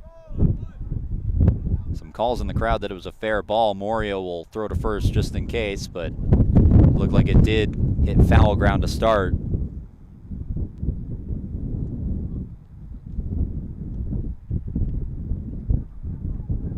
They exchange baseballs, and head coach Tim Scannell coming out potentially to argue the call, wondering where the umpire saw it hit.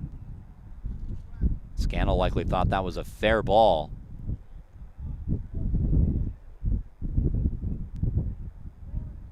A quiet discussion so far. Just seeing what the home plate umpire saw. See it on the replay here.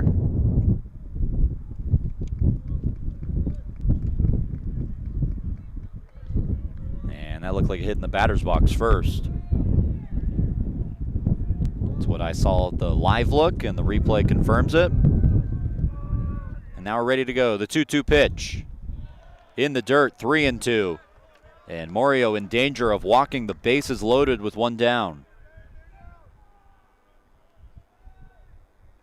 The infield is in for Trinity. Swing and a foul tip. Writing couldn't squeeze it, so we'll do it again at 3-2.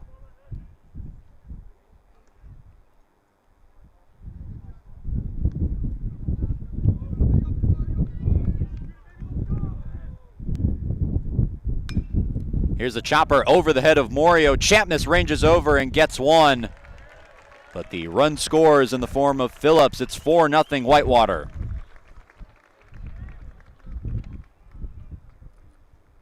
So Champness making the smart play on the slow, high hopper and getting the out that he could.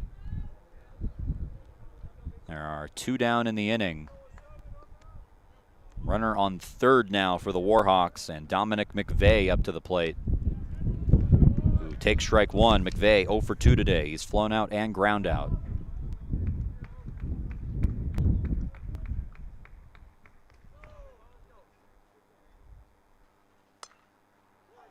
This is a soft liner, a lot of spin on it, fielded, and the throw in time from Haynes to end the inning. So Brandon Morio mostly gets out of the jam. Whitewater gets one run out of that opportunity in the sixth. We'll head to the bottom of the frame in San Antonio. Warhawks with the 4-0 lead.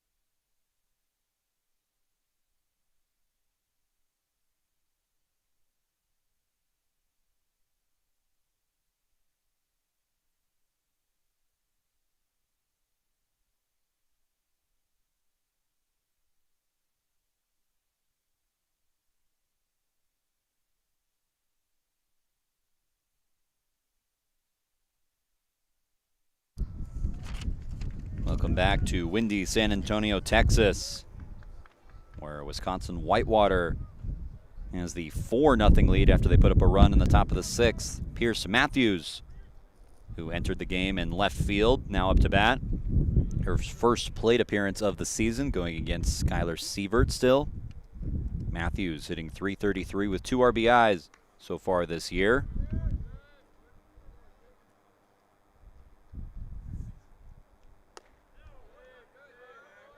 Takes a ball just high, so Scannell looking for a spark any way he can. Replaced 6 of his 9 players in the lineup. The 2-0. Inside, 3-0.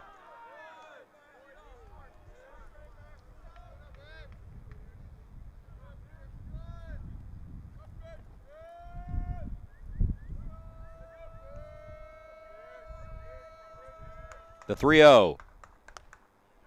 Sievert finds the zone. Strike called. Struck out the side in his last inning of work. All of them looking, all of them in a row. Down 3-1 in the count. Matthews lifts one to center field. McVeigh camping under it and making the catch, out number 1.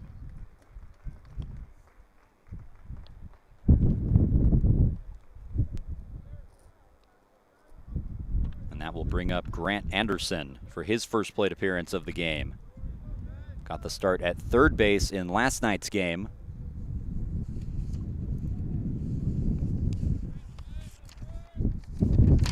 Anderson in that game reached by way of a walk. Also had a nice diving play at third. Lines one into center field, a base hit. And immediately Grant Anderson making the offensive impact. He's aboard with 1 down.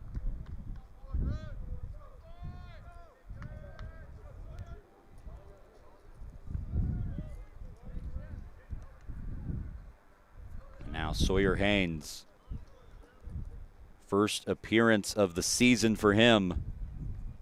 First career appearance, the sophomore from Waco.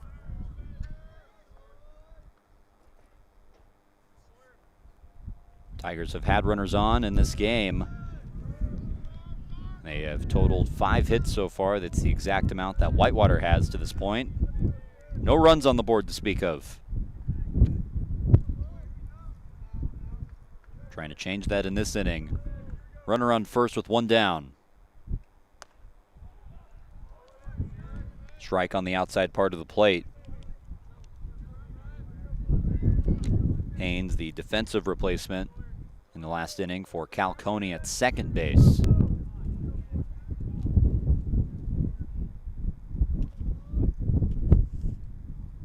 The 1-1, strike called.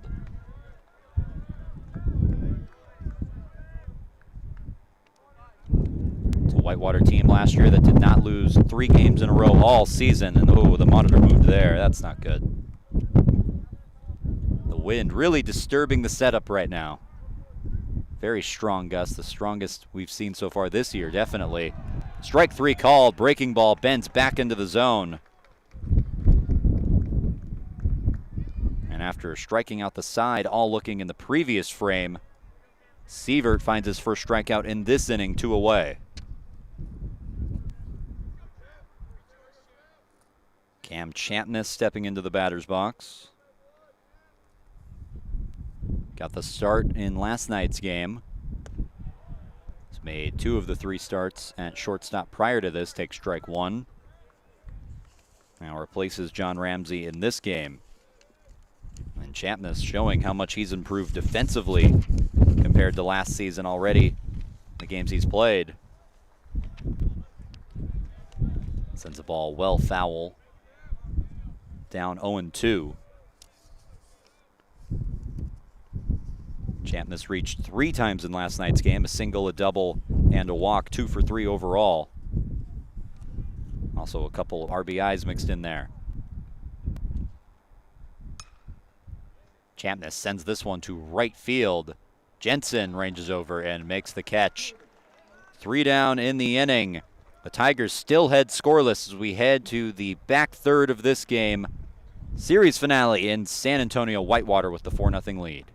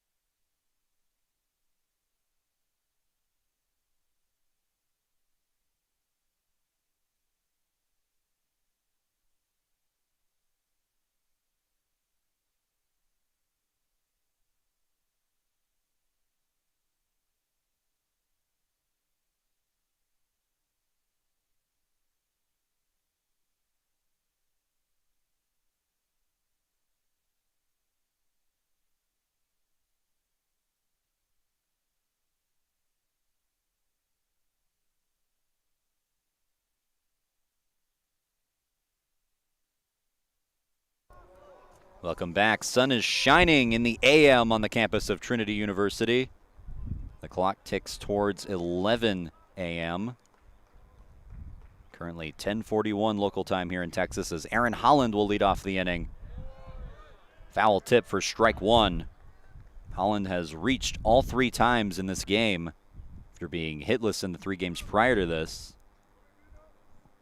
2 for 3 overall, reach on an error as well. Big cut and miss for strike 2.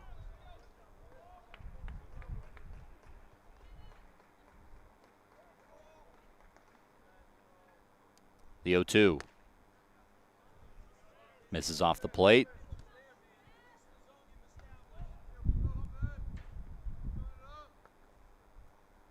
Morio trying to get the leadoff man.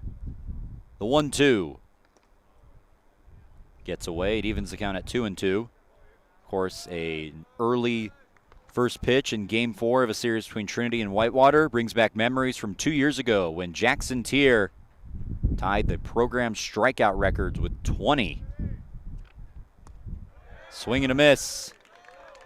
And Holland strikes out for the first time today. Second strikeout of the day for Morio.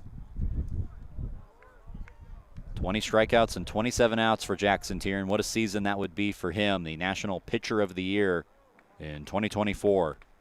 A 9-1 victory. Tier through a complete game. Swing and a miss.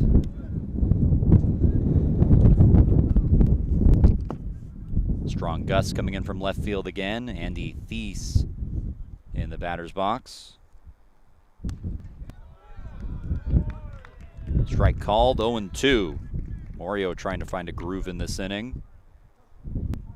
Was the exact same first pitch time, the exact same uniform combination between these two teams when Tier struck out 20. Foul ball off the end of the bat of Thies.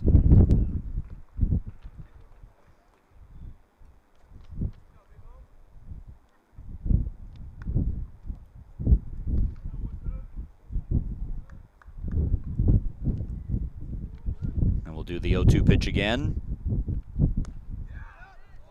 Just misses. One down in the inning, nobody on. Whitewater up 4-0 in the top of the 7th. This is popped up sky high. The wind carrying this ball, still playable for righting. Can't read it to make the catch. Gust of wind coming in from left, you would assume having a major impact on that. Now they've flipped the other way, blowing out for a split second. The wind beginning to swirl here as Thies will get another chance in the batter's box. The lefty-lefty matchup.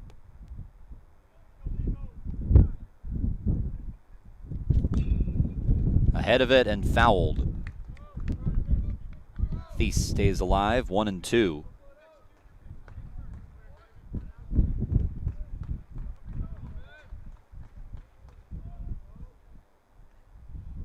Trying to hold this deficit to 4. Tigers looking for the series victory. Went around. And that is back-to-back strikeouts for Brandon Morio. Now he'll face Leighton Bowers. Reached the last 2 times with a hit by pitch. We'll see the strikeout again.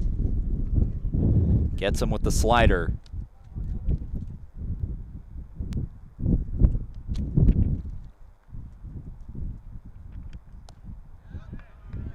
Slider finds the zone there. Mentioned the rough outing for Brandon Morio in the College World Series against Whitewater. It's a tough offense to go against last season. And they showed how good they were in the first inning, taking a commanding 4-0 lead right away in that game. Game that spanned it over 2 days. Morio finds himself ahead, 0-2. Slider misses. Kind of a misty rain that fell over Eastlake, Ohio that night. Stopped that game, was completed the next day. Whitewater winning 7-3. Their closest game the entire World Series on their way to the national championship. Breaking ball misses, 2-2. Of course, some controversy at home plate in that game. Brandon Nelson, the Tiger who slid in, looked like he was safe. Got his toe in between the legs of Aaron Holland. But the officials saying that Brandon Nelson was tagged out and that Holland was not obstructing the plate. Whitewater still won that game by 4 runs, so tough to say if that would have made a difference or not. But it would have made things a lot more interesting. Pitch outside, ball 4. And the first base runner allowed this inning for Morio with 2 down.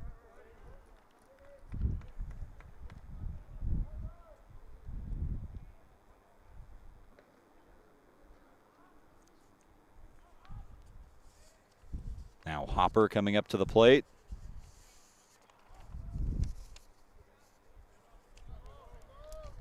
So far in this game, the third baseman, 1 for 3 with a single. This is lined to right field and a base hit. Thinking about going first to third, and the Tigers unable to get the relay in time. So Bowers safe at second, and 2 Warhawks have reached back-to-back in the inning.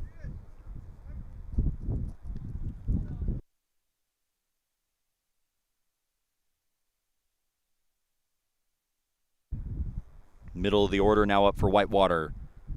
Nelson Phillips, 1 for 3 today, hitting over 360 so far in this series. Has reached twice, a single and an error. Opportunity for Whitewater to extend the lead with 2 outs. Back-to-back base runners reaching. Takes strike 1. Morio struck out the first 2 batters swinging in this inning. Holland and Thies.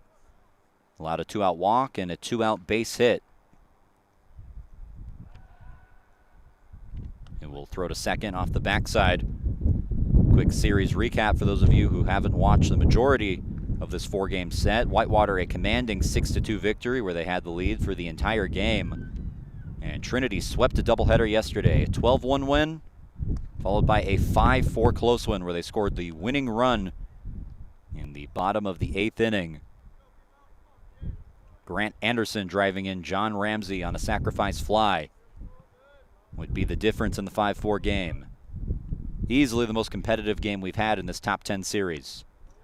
Foul ball off the bat of Phillips. 1-2. You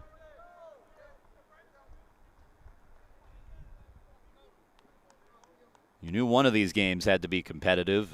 The first 2 were fairly decisive. 6-2, not really indicative of how that game was played. Whitewater controlled the whole thing. Try and pick off the backside again. And Bauer's able to get a hand in safely. Mario trying to get out of this inning. Going against the right-handed batter, Phillips. Breaking ball misses. Count even, 2-2. Just trying to find his way out of this inning. He's been in some two-strike situations. Finished 2 of them. Now the 2-2. Fouled right above my head. 1, 2, 3, 4. All the hops that will get.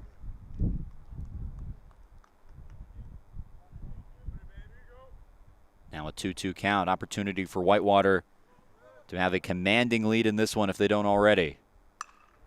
Ground ball sharply to Anderson. Runs to the third base bag and takes the force there. That ends the inning. So Brandon Morio working around some traffic in the 7th. We'll head to the bottom of the frame. You're watching Tiger Network. Trinity looking for runs down 4.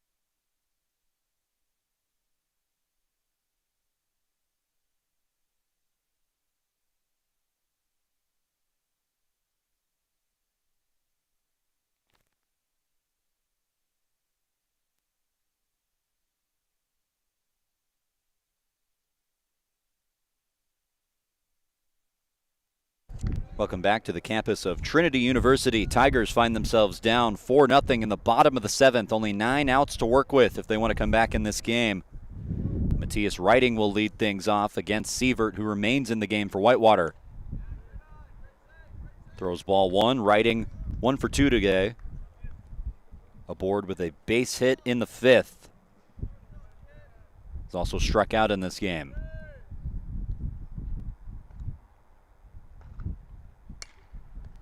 Hits a grounder right to Sievert. Just walks it over to the bag. The underhand flip in time for out number 1.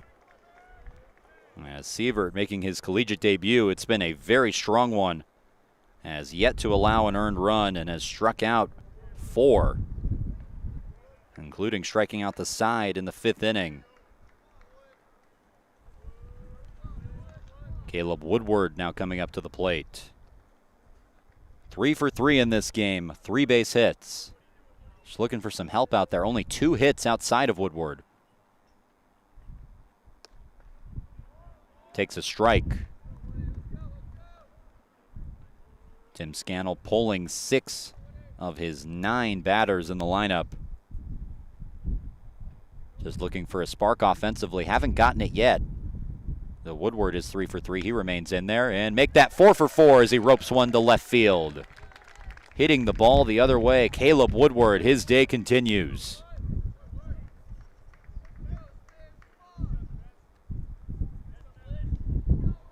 Four hits today, 4 singles.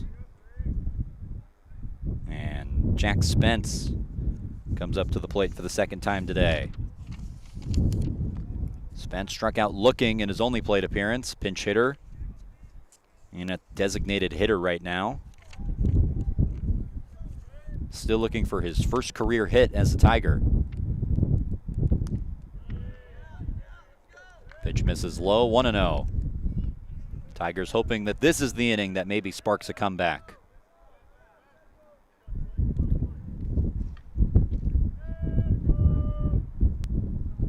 Woodward on first with 1 down.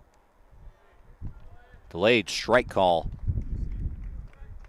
Evens the count at 1-1. These are two programs. This is their third year in a row meeting each other. Two perennial top 10 programs, it feels like. Check swing foul. Brings the count to 1-2. Talking to each of these head coaches, both of them mention how much respect they have for what the other one does. Coach John Vodenlich calling Trinity gracious hosts. Always love to compete against a good ball club like that. Both of these squads value the high competition early in the year in the non-conference. Breaking ball just misses. Good take by Spence, evens the count at 2-2.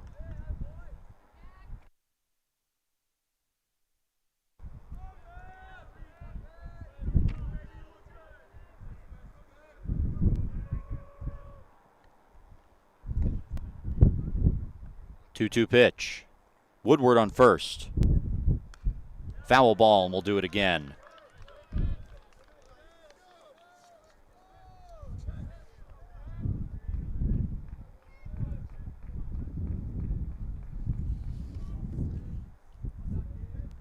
Tigers trying to get back into this game, one that's been controlled by Whitewater ever since they scored 3 in the fourth against Tiger starter Jace Clay, as Spence hits this one high and deep to right field, ranging back at the warning track, all the way back to the back of it. It was Jensen who makes the catch.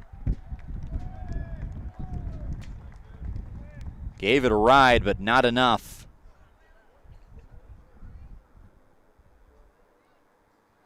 See if we have the angle on how close this was. Jensen drifting all the way towards the wall there. Will go down as out number 2. And it brings up Will Baker. 0 for 1 today with a strikeout, has walked twice.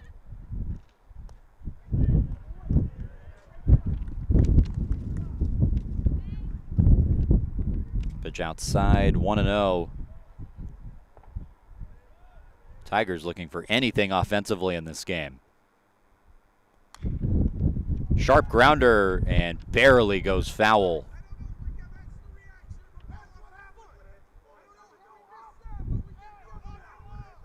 And some screaming from Tim Scannell.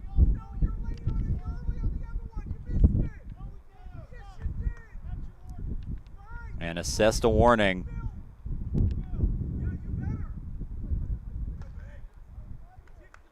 And we'll see how long of a leash Scannell has here.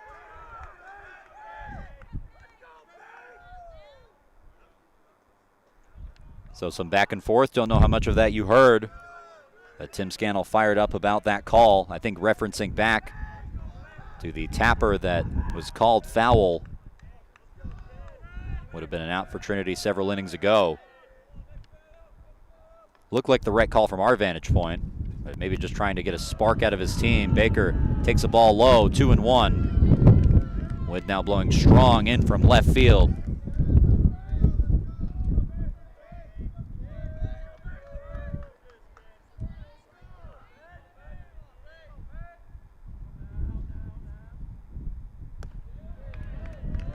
Slider just misses, 3-1. Most noise we've heard out of the Tiger dugout in a little bit.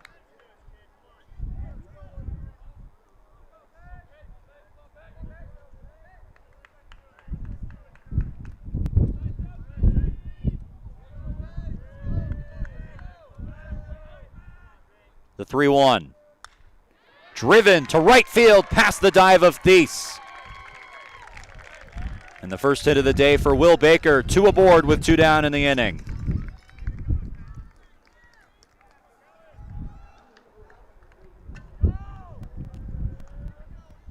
So 2 of the 3 batters who started this game that remain in the game currently aboard. And Callan Singhania looking for his first hit of the game. 0 for 1 with a strikeout since he entered. Trying to come through and get Trinity their first run of the game. But Coach Vodenlich will come out. See if this is just a discussion or a change. Sievert came in the 4th inning. Struck out the side in the 5th. Struck out 5 overall in this game. Has had an impressive collegiate debut. Coach Scannell talking about Whitewater's ability to reload and how quickly and impressively they do it. Operate athletically at such a high level, so many different successful programs similar to here at Trinity.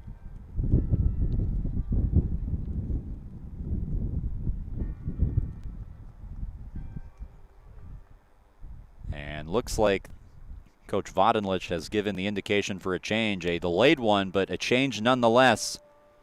That will be the day for Sievert. He leaves with 2 runners on and 2 down in the inning. Pitching change in San Antonio. Will be back on Tiger Network.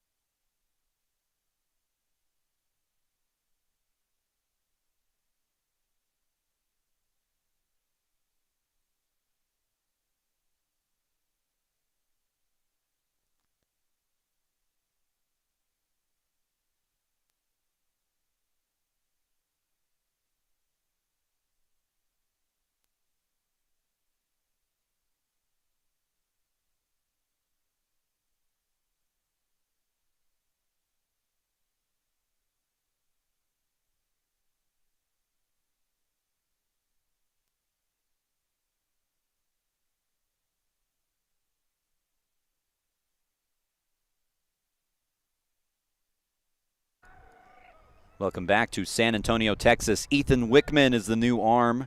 His second appearance in this series for Wisconsin-Whitewater. One of the 5 returners from last year on the pitching staff. 16 appearances at 3.81 ERA. Pitched 1 inning in opening day of this series. Gave up a run. Singhania dribbles one and it's foul. Ended up fair, but hitting foul ground first. Looked like maybe hit somebody's leg. Goes down as strike 1. Wickman comes into this game with the tying run on deck for Trinity. Runner on second is Woodward. The runner on first is Will Baker. Both of them reaching by way of a base hit against Sievert. Singhania ropes one to short. Backing up on it. And Spring doesn't have a throw. Decides to just pocket it and accept the bases loaded situation that's going to ensue.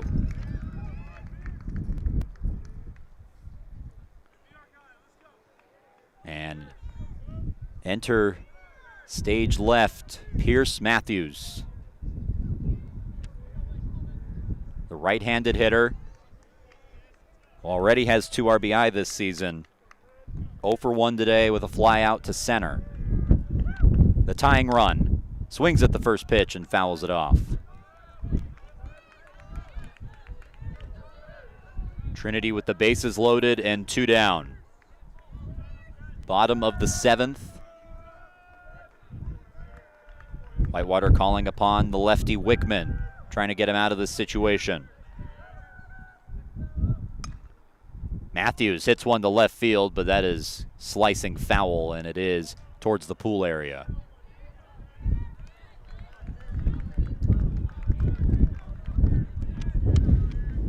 Quickly down 0-2 ahead of that last pitch. Bases filled with Tigers. Woodward on third, Baker on second, Singhania waiting on first.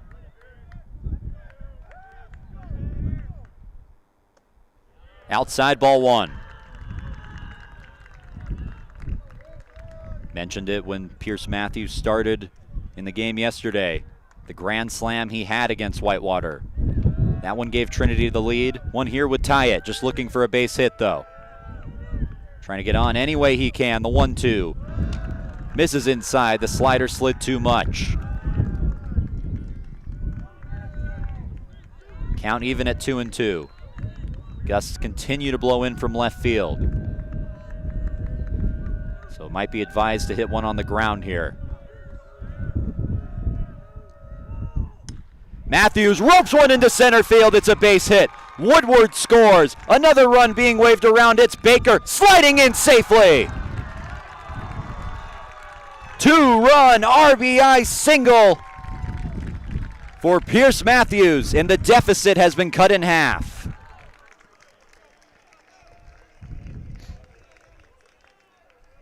Just an easy swing to center field. The fourth base hit in 5 batters for Trinity, and they're back in this game. And now it's Grant Anderson. Time called, and it looks like that will be the day for Ethan Wickman. Coach Vodenlich signaling for the change. Wickman faced 2 batters, gave up 2 hits, and his day is done. The Pierce Matthews 2 RBI single chases him from the game. Whitewater with another pitching change when we come back.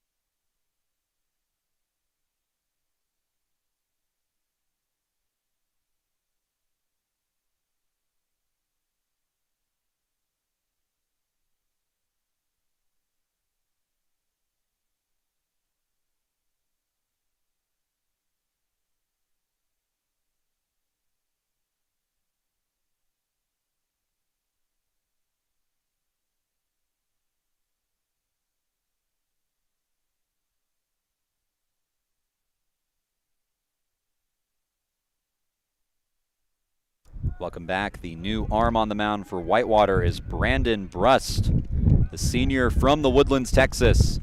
Made 15 appearances last year, a 3.32 ERA. Also finished game 1 of this series for Whitewater. Starts off Grant Anderson with ball 1. Anderson already with a base hit in this game. The tying run for Trinity on first base in Matthews. Collected 2 more RBI with his base hit just a little bit ago.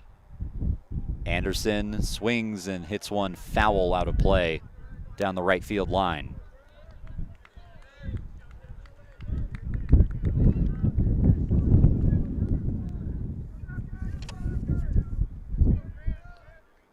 Sievert, who started this inning, pitches 3 2/3, 5 strikeouts, no walks, but those 2 runs that Wickman allows charged to him.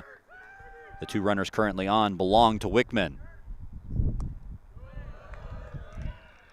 Brust misses. Count 2-1 to Anderson.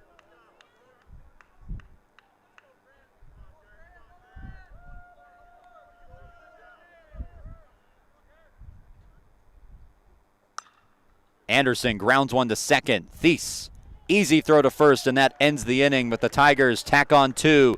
They have cut their 4-0 deficit in half. It's 4-2 as we head to the 8th in San Antonio.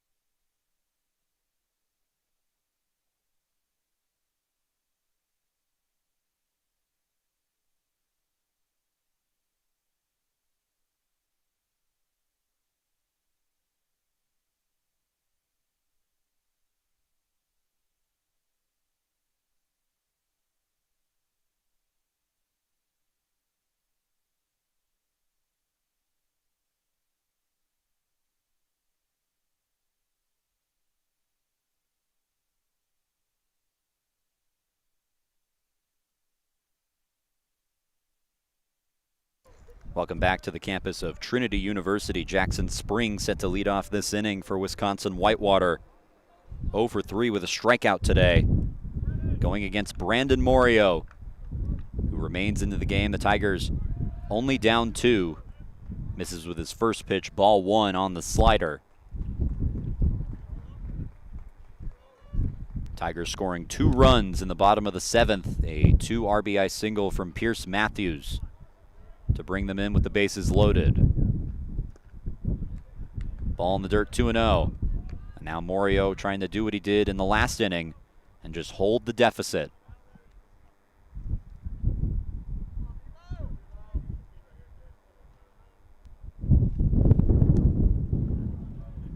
Pitch misses low, in danger of walking the leadoff man right away.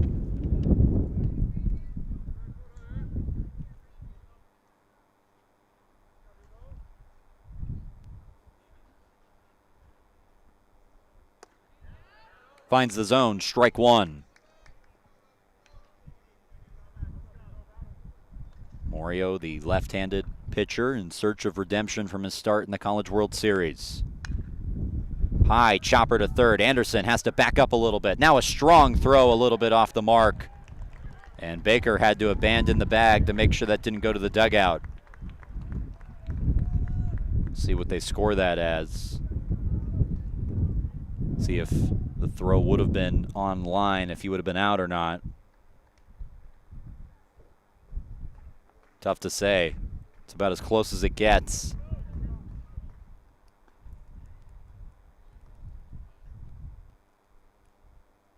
And Dave Smith coming out.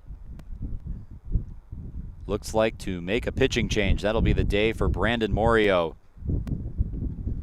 Comes in and pitches well. Exercises the demons of a College World Series start last year. Does well against the team that he started against in Whitewater.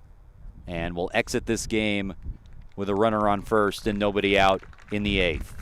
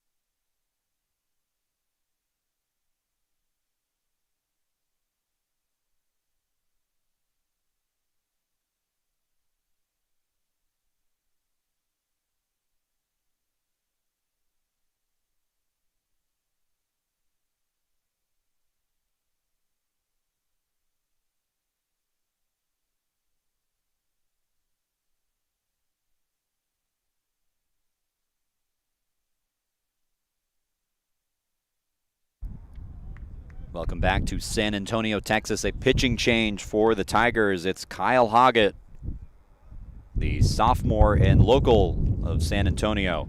Pitched 10 innings last year, a 2.61 ERA, and will be called upon with nobody out and a runner on first in a 2-run game. First pitch misses low. Facing Cade Honkamp. Has reached twice, once a single that drove in some runs, also an intentional walk in his last plate appearance. Honkamp swings a chopper to third. Anderson, strong throw in time. Runner goes to third and safe. So Jackson Spring going first to third on a 5-3 ground out. Seen some aggressive base running from Whitewater in this series. It continues here in Game 4.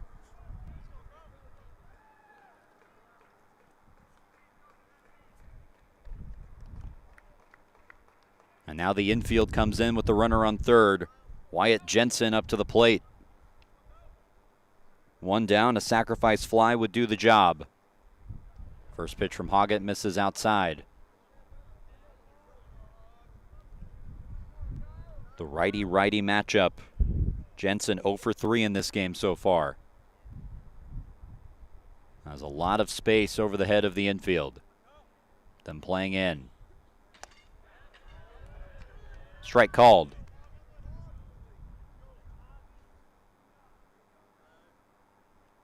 Trying to find a scoreless inning after the Tigers put up 2 in the bottom of the 7th. Was a 4-0 game at one point. Slider misses, 2-1.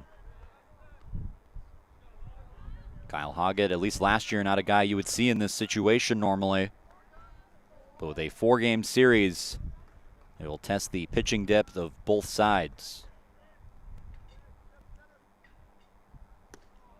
Slider misses again, 3-1.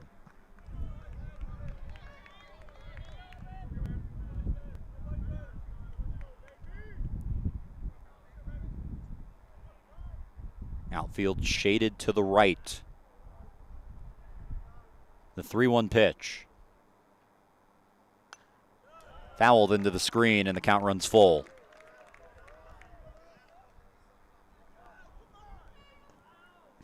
Whitewater trying to salvage a split in this series, which is the exact same result they had 2 years ago when they came here.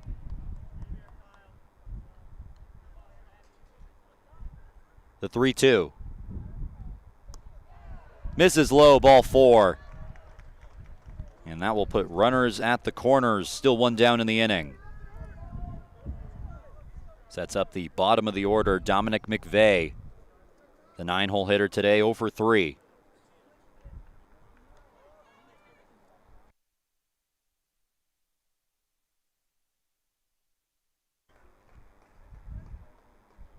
The middle infield backs up with the double play possibility. McVeigh hits one out to right field. Ranging in is Singhania, going to have to throw. Runner tags from third. The throw on line, not in time. Spring able to slide in safely, a sacrifice fly. And the lead is up to 3 for the Warhawks. The throw looked like it was a good one. Spring able to just dodge the tag.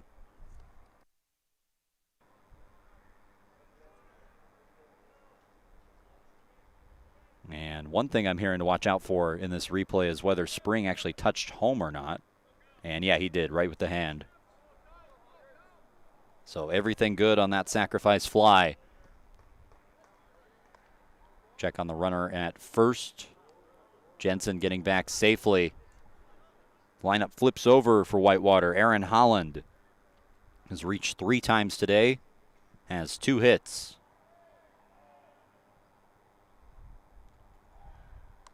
Check on Jensen again.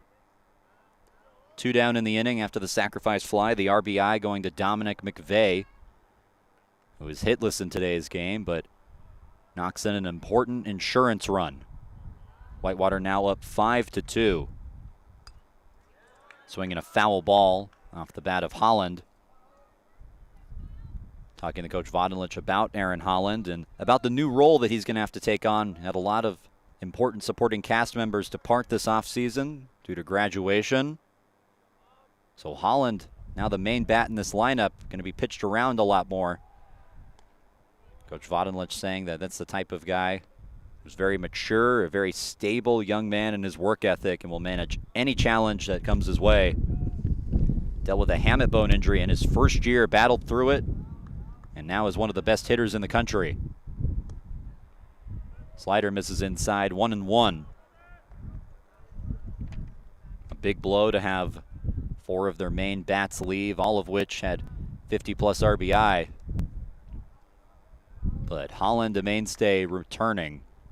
Important of a veteran core that they still have. Runner goes, throw to second, close and in time. Riding guts down another one. The second runner he's caught stealing already this season, and that one ends the inning. Sends us to the bottom of the 8th in San Antonio. Tigers down 3.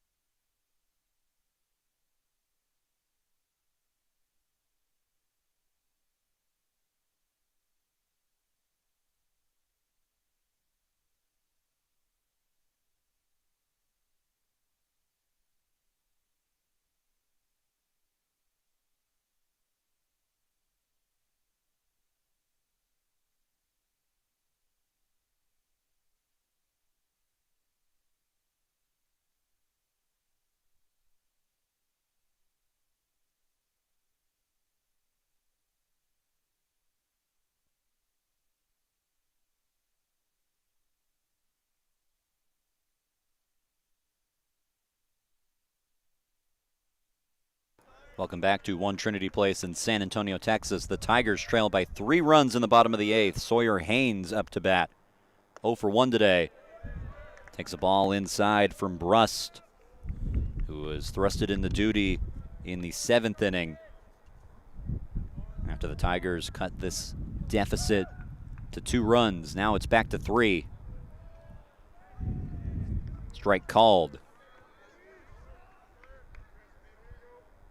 Trinity managed 4 base hits and 5 batters in the 7th inning. 2 of them scoring. Haynes trying to continue that momentum. Pitch misses up. Holland did not like the call. Kind of double pumps his throw. Count at 2-1.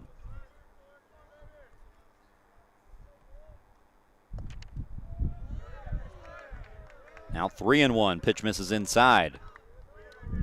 Line is closed on Ethan Wickman. He does not retire a batter, gives up 2 base hits, but does not give up an earned run. Brust leaving both of his runners stranded. The 3-1. Swing and a foul ball. Aggressive on the 3-1 count.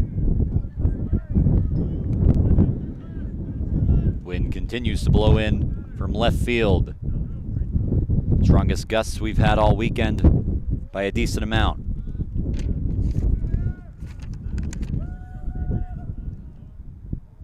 "3-2, and that plunks him. Haynes aboard, a hit by pitch. And the leadoff man on by way of the hit batter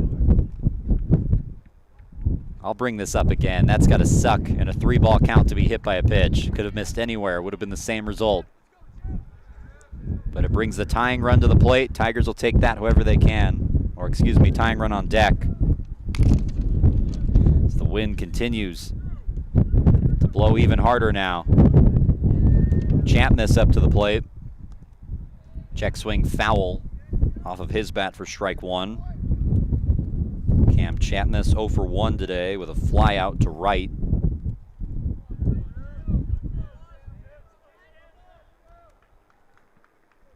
Works with Haynes on first. Matthias Riding waits on deck. Champness slowly grounds one to third. Hopper going to second. Not in time. Decided to try and get the lead runner in Haynes at second, and they get nobody. Was not hit hard enough for a double play. And the throw not in time. And now that will bring the tying run to the plate and Matthias Riding.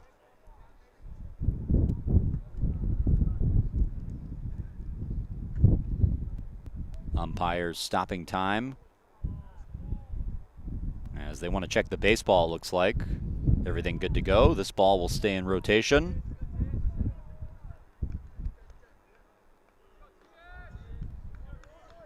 Runners on first and second, nobody out. Matthias Riding up to the plate.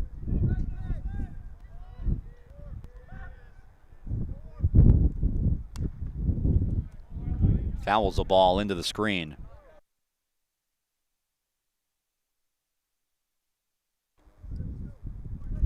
Champness on first after the fielder's choice. Haynes on second after the hit by pitch. Still nobody out. The 0-1 to Riding.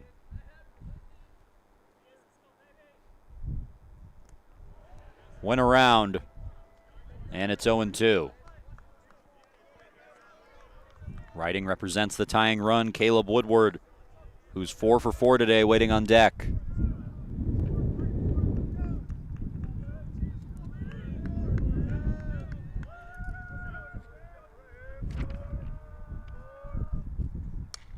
Riding grounds it into right field, a base hit. Haynes coming around from second, and now he retreats back to third. A wise decision. Would have been very out at home. And now the bases are loaded with nobody out in the top of the lineup up for Trinity. Second hit of the day for Matthias Riding.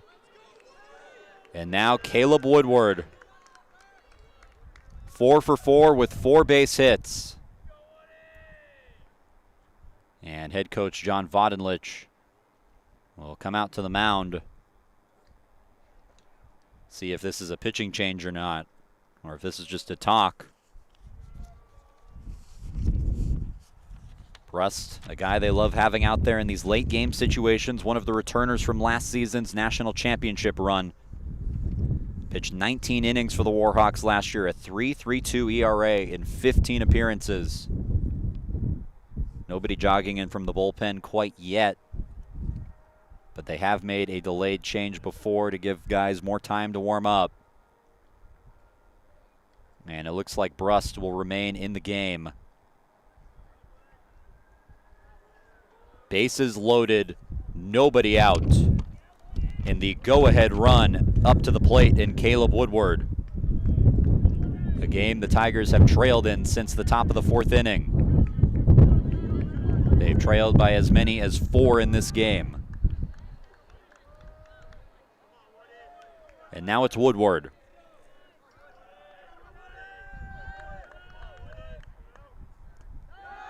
Takes a pitch in the dirt. Nice block by Holland.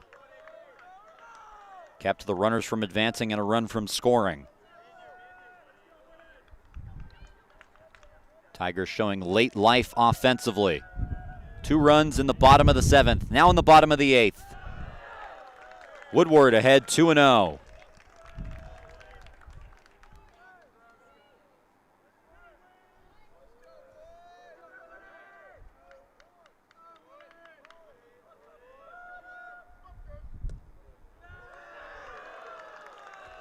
Ball 3. Bruss trying to avoid walking in a run. Haynes on third, Chapness on second, Writing on first. The 3-0. Strike called.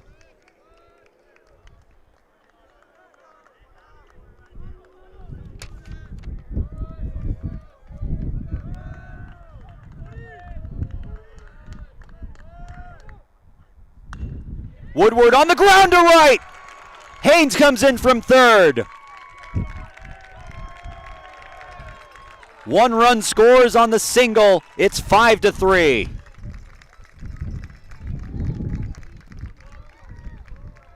A 5-for-5 day for Caleb Woodward. All 5 of them base hits. This one bringing in a run.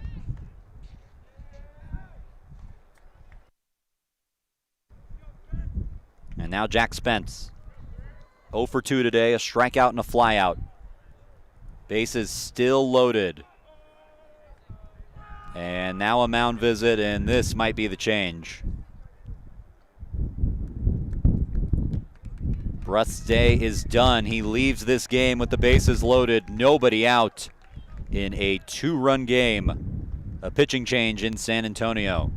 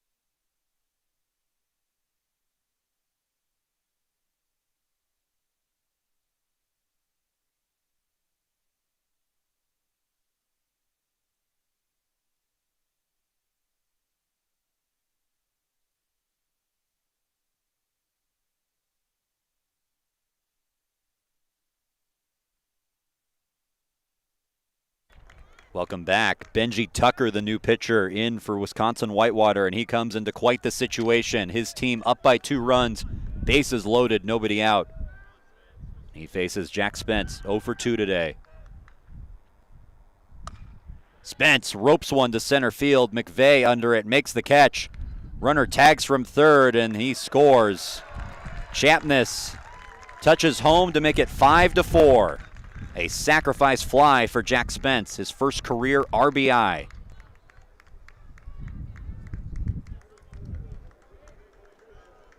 And that goes down as out number 1. Trinity has cut the deficit to 1 run, so that run in the top of the 8th mattering a lot for Whitewater right now. Will Baker up to the plate. 1 for 2, a base hit. He's also walked twice. Baker sharply grounds one to first.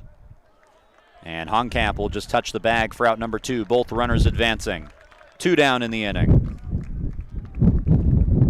Decides to swing at the first pitch. And it sets up a potential moment for Callan Singhania. 1 for 2 today. A base hit in the 7th. Helped the Tigers in their effort to score 2 runs in that inning. Pitch inside, ball 1.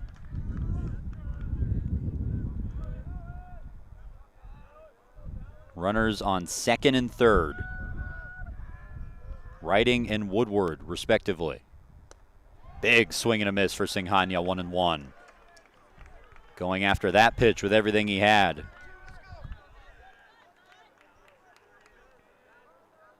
A base hit likely scores 2 and gives the Tigers the lead.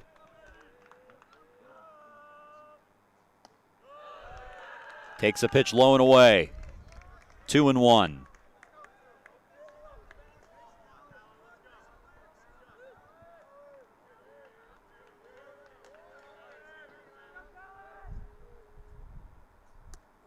Ball gets away, goes right back to Holland.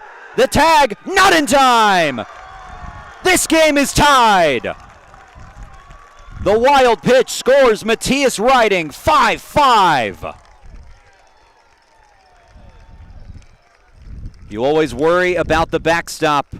The players here know about it, and it nearly ended the inning for Whitewater.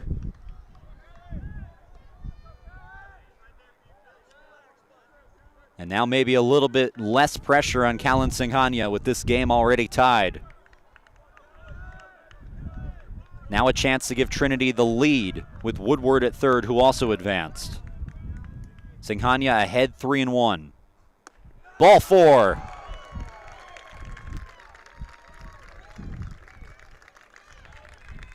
Runners at the corner for Trinity. Still 2 down, and here's Pierce Matthews. A base hit the last time he was up, and it got the party started for Trinity.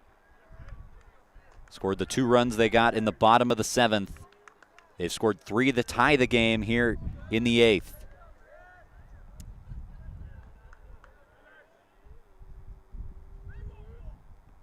Singhania bluffs like he's going to steal, ends up going back, and Matthews takes strike 1.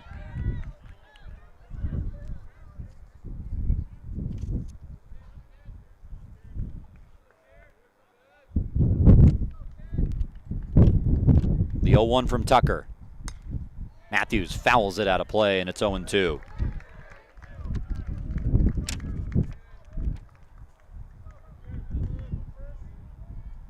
He found himself in an 0-2 count in the at-bat where he got the base hit. See if he can work his way back into the count again. Takes the ball low.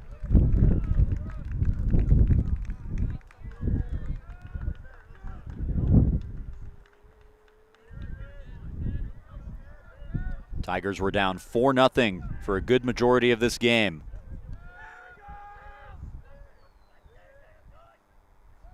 Swing and a miss. And that's strike 3. Whitewater gets out of it at least tied, but Trinity scores 3 in the 8th to knot us up at 5 aside. We'll head to the 9th in San Antonio. You're watching Tiger Network.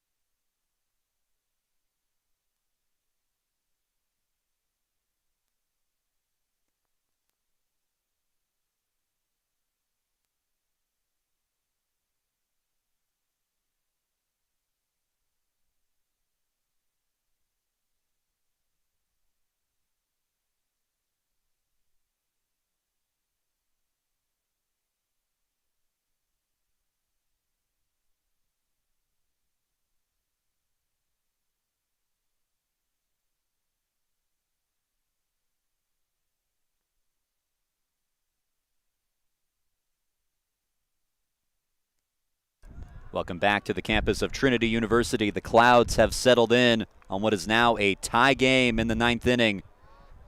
Tigers scoring 3 unanswered runs in the bottom of the 8th to put us in this position.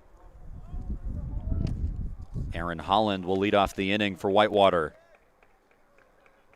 Was up to plate when the inning ended Matthias Riding, gun to runner down at second to end the frame.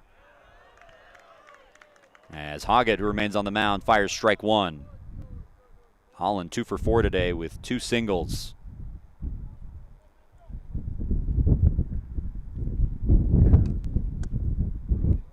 Pitch away. These last 2 games have gone down to the wire. Trinity scoring the winning run in the 8th inning last night. After the prior 2 games were in command by one side or the other pretty much the entire way.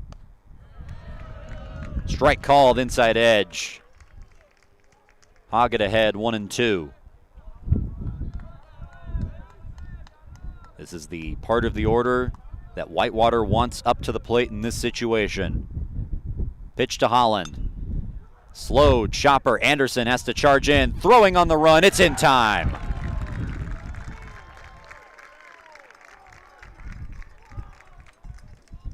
And the defensive replacements continue to do good work since they were put in.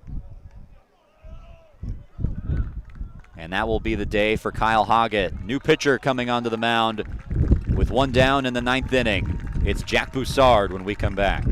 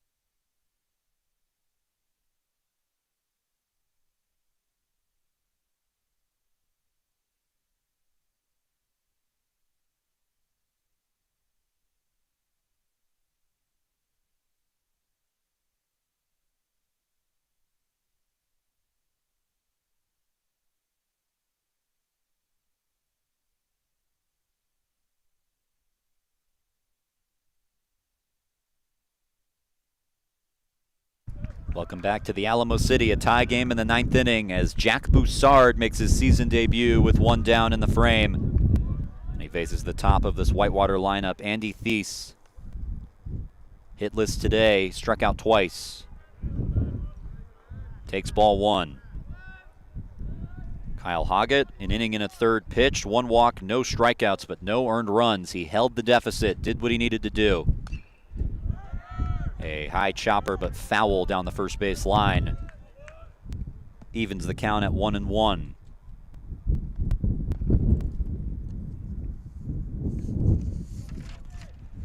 Boussard making his season debut, 12 appearances, 1 start last season for Trinity, a 3.24 ERA through 4 innings against Whitewater in the World Series. Thies takes the ball 2-1. Allowed 4 hits, 1 earned run, and struck out 1 in that appearance in Eastlake, Ohio. Pitch misses again, 3-1. Boussard, a big part of why the Tigers were in that game at the end, really held the deficit. And walks the first batter he sees here. Thies aboard for the 2nd time today. It'll bring up Leighton Bowers. He's been aboard twice, a walk, and 2 hit by pitches. No hits in this game so far. Whitewater with the go-ahead run aboard on first base. First pitch, a breaking ball, strike 1.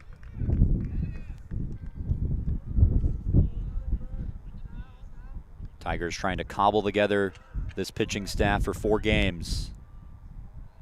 As Boussard will throw to first lightly. And Thies takes a couple steps back to first safely.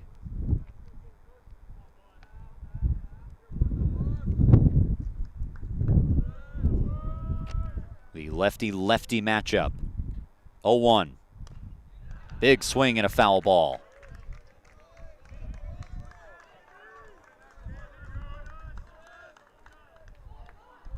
Tigers have out-hit the Warhawks 11-7. They were matching them in hits throughout the game, just not in runs until they scored 2 in the 7th and 3 in the 8th. Boussard, a slow throw to first again. His second check-in on Thies over there at the first base bag.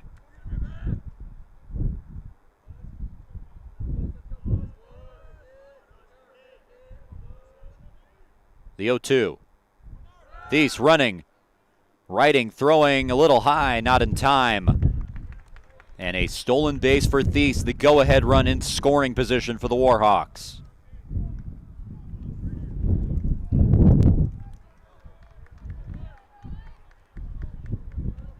Eliminates the double play possibility.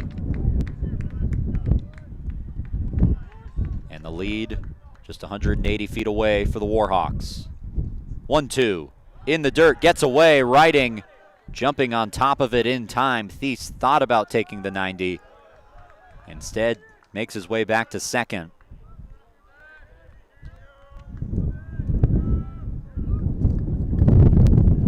Strong gust blowing in from left field. The 2-2. Finds the zone, strike 3. First strikeout of the season for Jack Boussard as Bowers goes down looking. Slider on the edge. And Danny Hopper, the last hope for the Warhawks. And another pitching change. So Boussard in to face the lefty. Does his job. And now the Tigers will turn to a new arm when we come back. 5-5 between these two top 10 teams.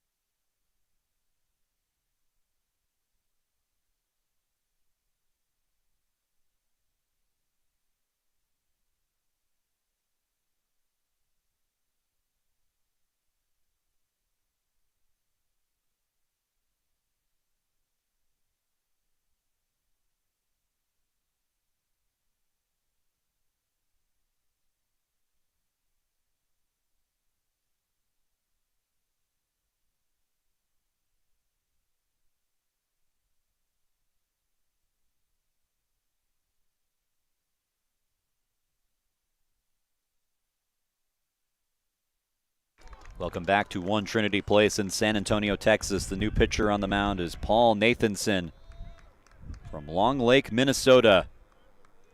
And he faces Danny Hopper. 2 down in the inning and fires strike 1. 2 down, the go-ahead run on second, a base hit would likely score that run.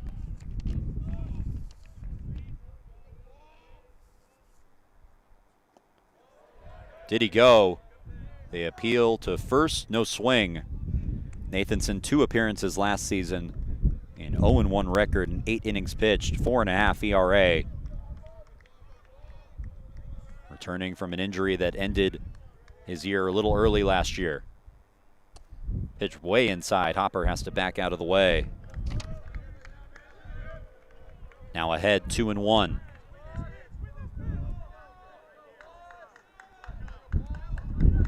The 6th arm used by Trinity today. And it gets away.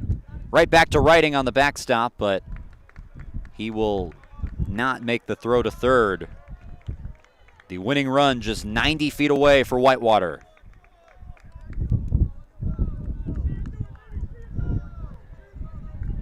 The wild pitch brings the count to 3-1.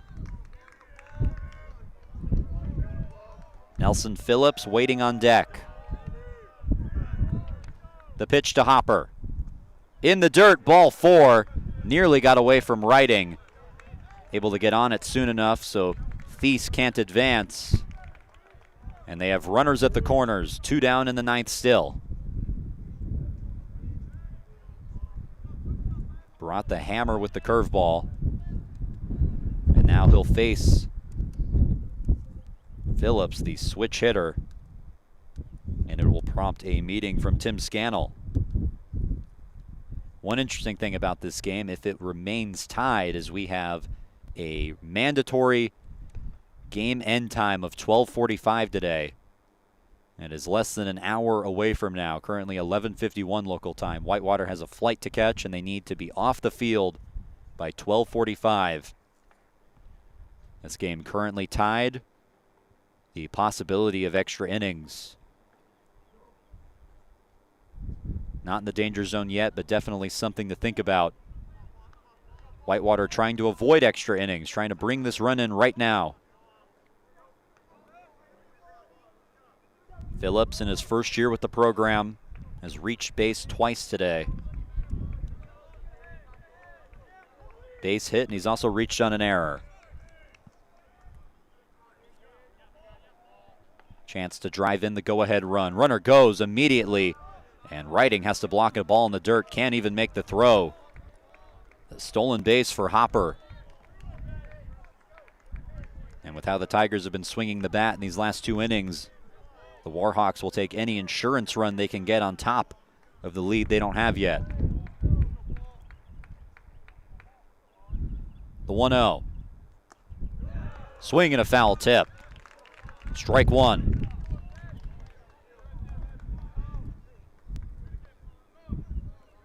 The runner on third is Thies. The runner on second is Hopper. It's a 5-5 game after the Tigers trailed 4-0 in the 6th. The 1-1. Ball driven to right field, hooking foul, and it is. Had the distance, not the angle.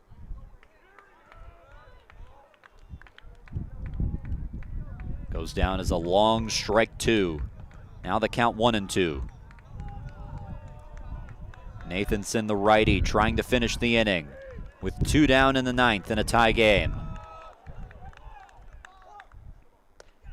Outside, ball 2.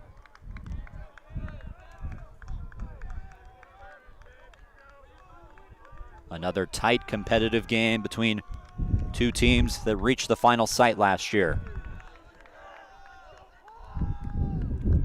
2-2 pitch. Swing and a miss, that's strike 3. Nathanson leaves 2 runners stranded and will head to the bottom of the 9th where the Tigers have a chance to walk it off. We'll be back on Tiger Network.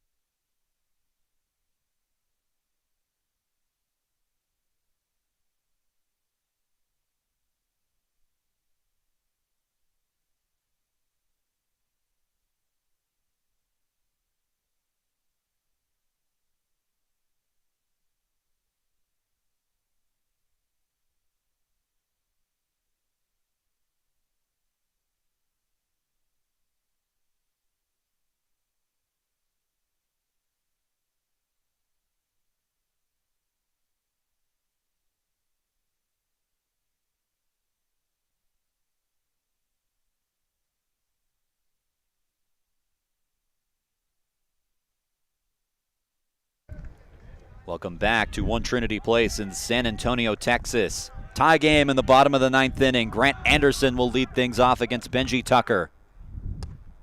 Takes ball one inside.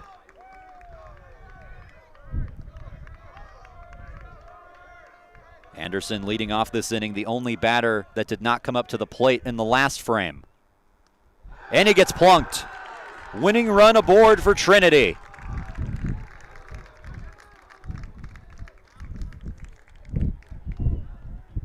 Tigers trying to win this game in walk-off fashion and take the series against the national champions.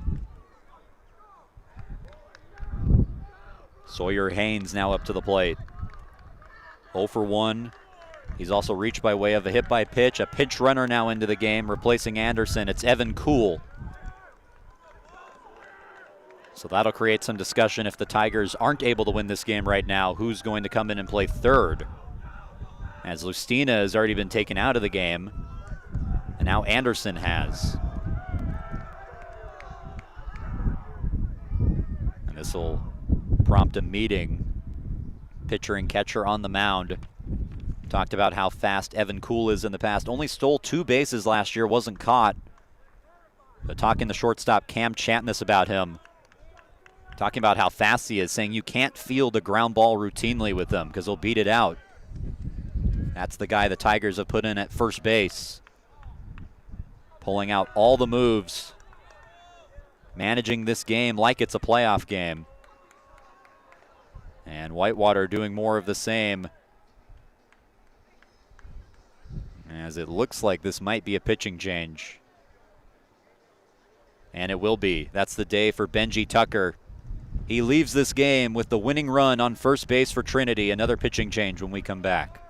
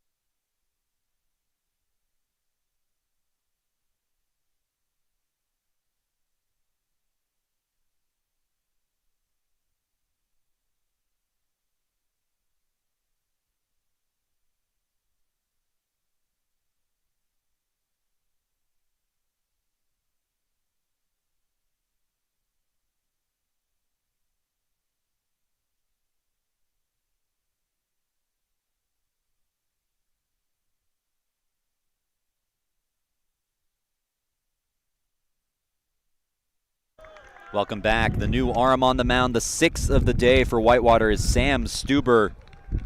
Already made his season debut. An inning and a third, 3 strikeouts, 3 walks against Trinity in game 1 of this series. Now in a much more tense situation. Sawyer Haynes up to the plate. Takes strike 1. Haynes has reached in this game by way of a hit by pitch in his season debut.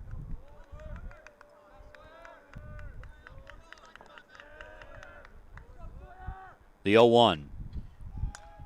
Haynes fouls it into the screen, 0-2. The winning run on first base in the form of Evan Kuhl. Tigers trying to walk it off in the bottom of the 9th.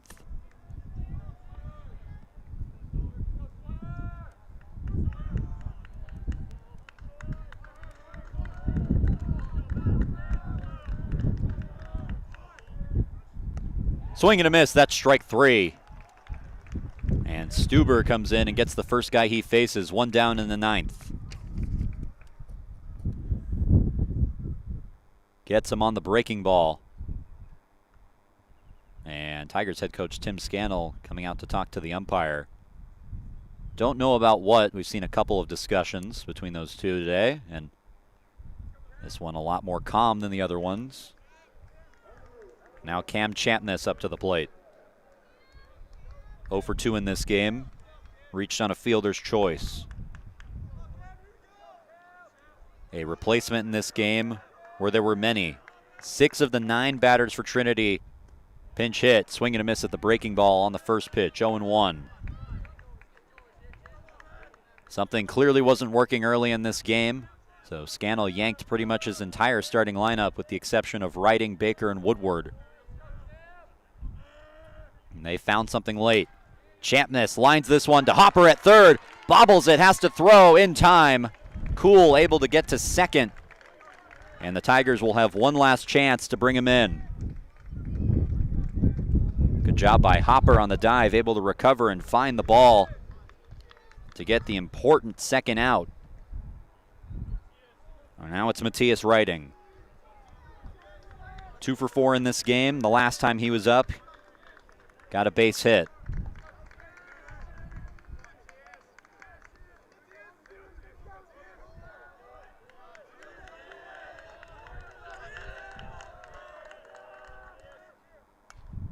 Fouls the first pitch off. 88 on that one from Stuber.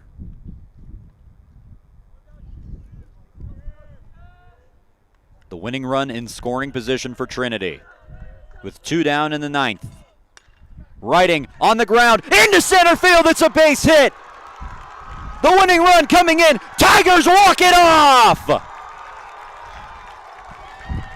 Matthias Riding, the walk-off hero in Trinity, has taken the series against the defending national champions.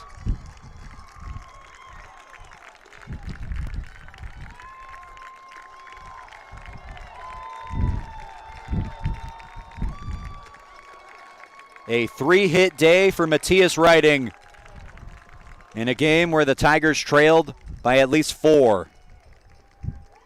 And here it is again. Past the dive of Spring at shortstop, just out of his reach. The 12th hit of the game for Trinity. So many of them base hits. And 5 of them from Caleb Woodward, who ties his career high in hits to win the series for Trinity. Talked about the development of the bat of Matthias Riding and how impressed this coaching staff was with it. He shows it today, a 3-hit day, and the third one, the winning one.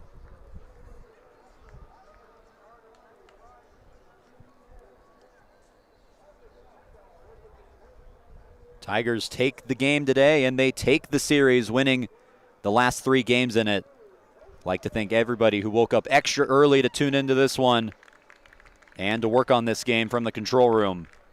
Big shout out to Ariel Monson, who was on camera for all 4 games of this series, and our executive producer, Josh Munchagemba, who puts this whole thing together. For everybody here in San Antonio, I'm Cole Isaacson saying so long from One Trinity Place.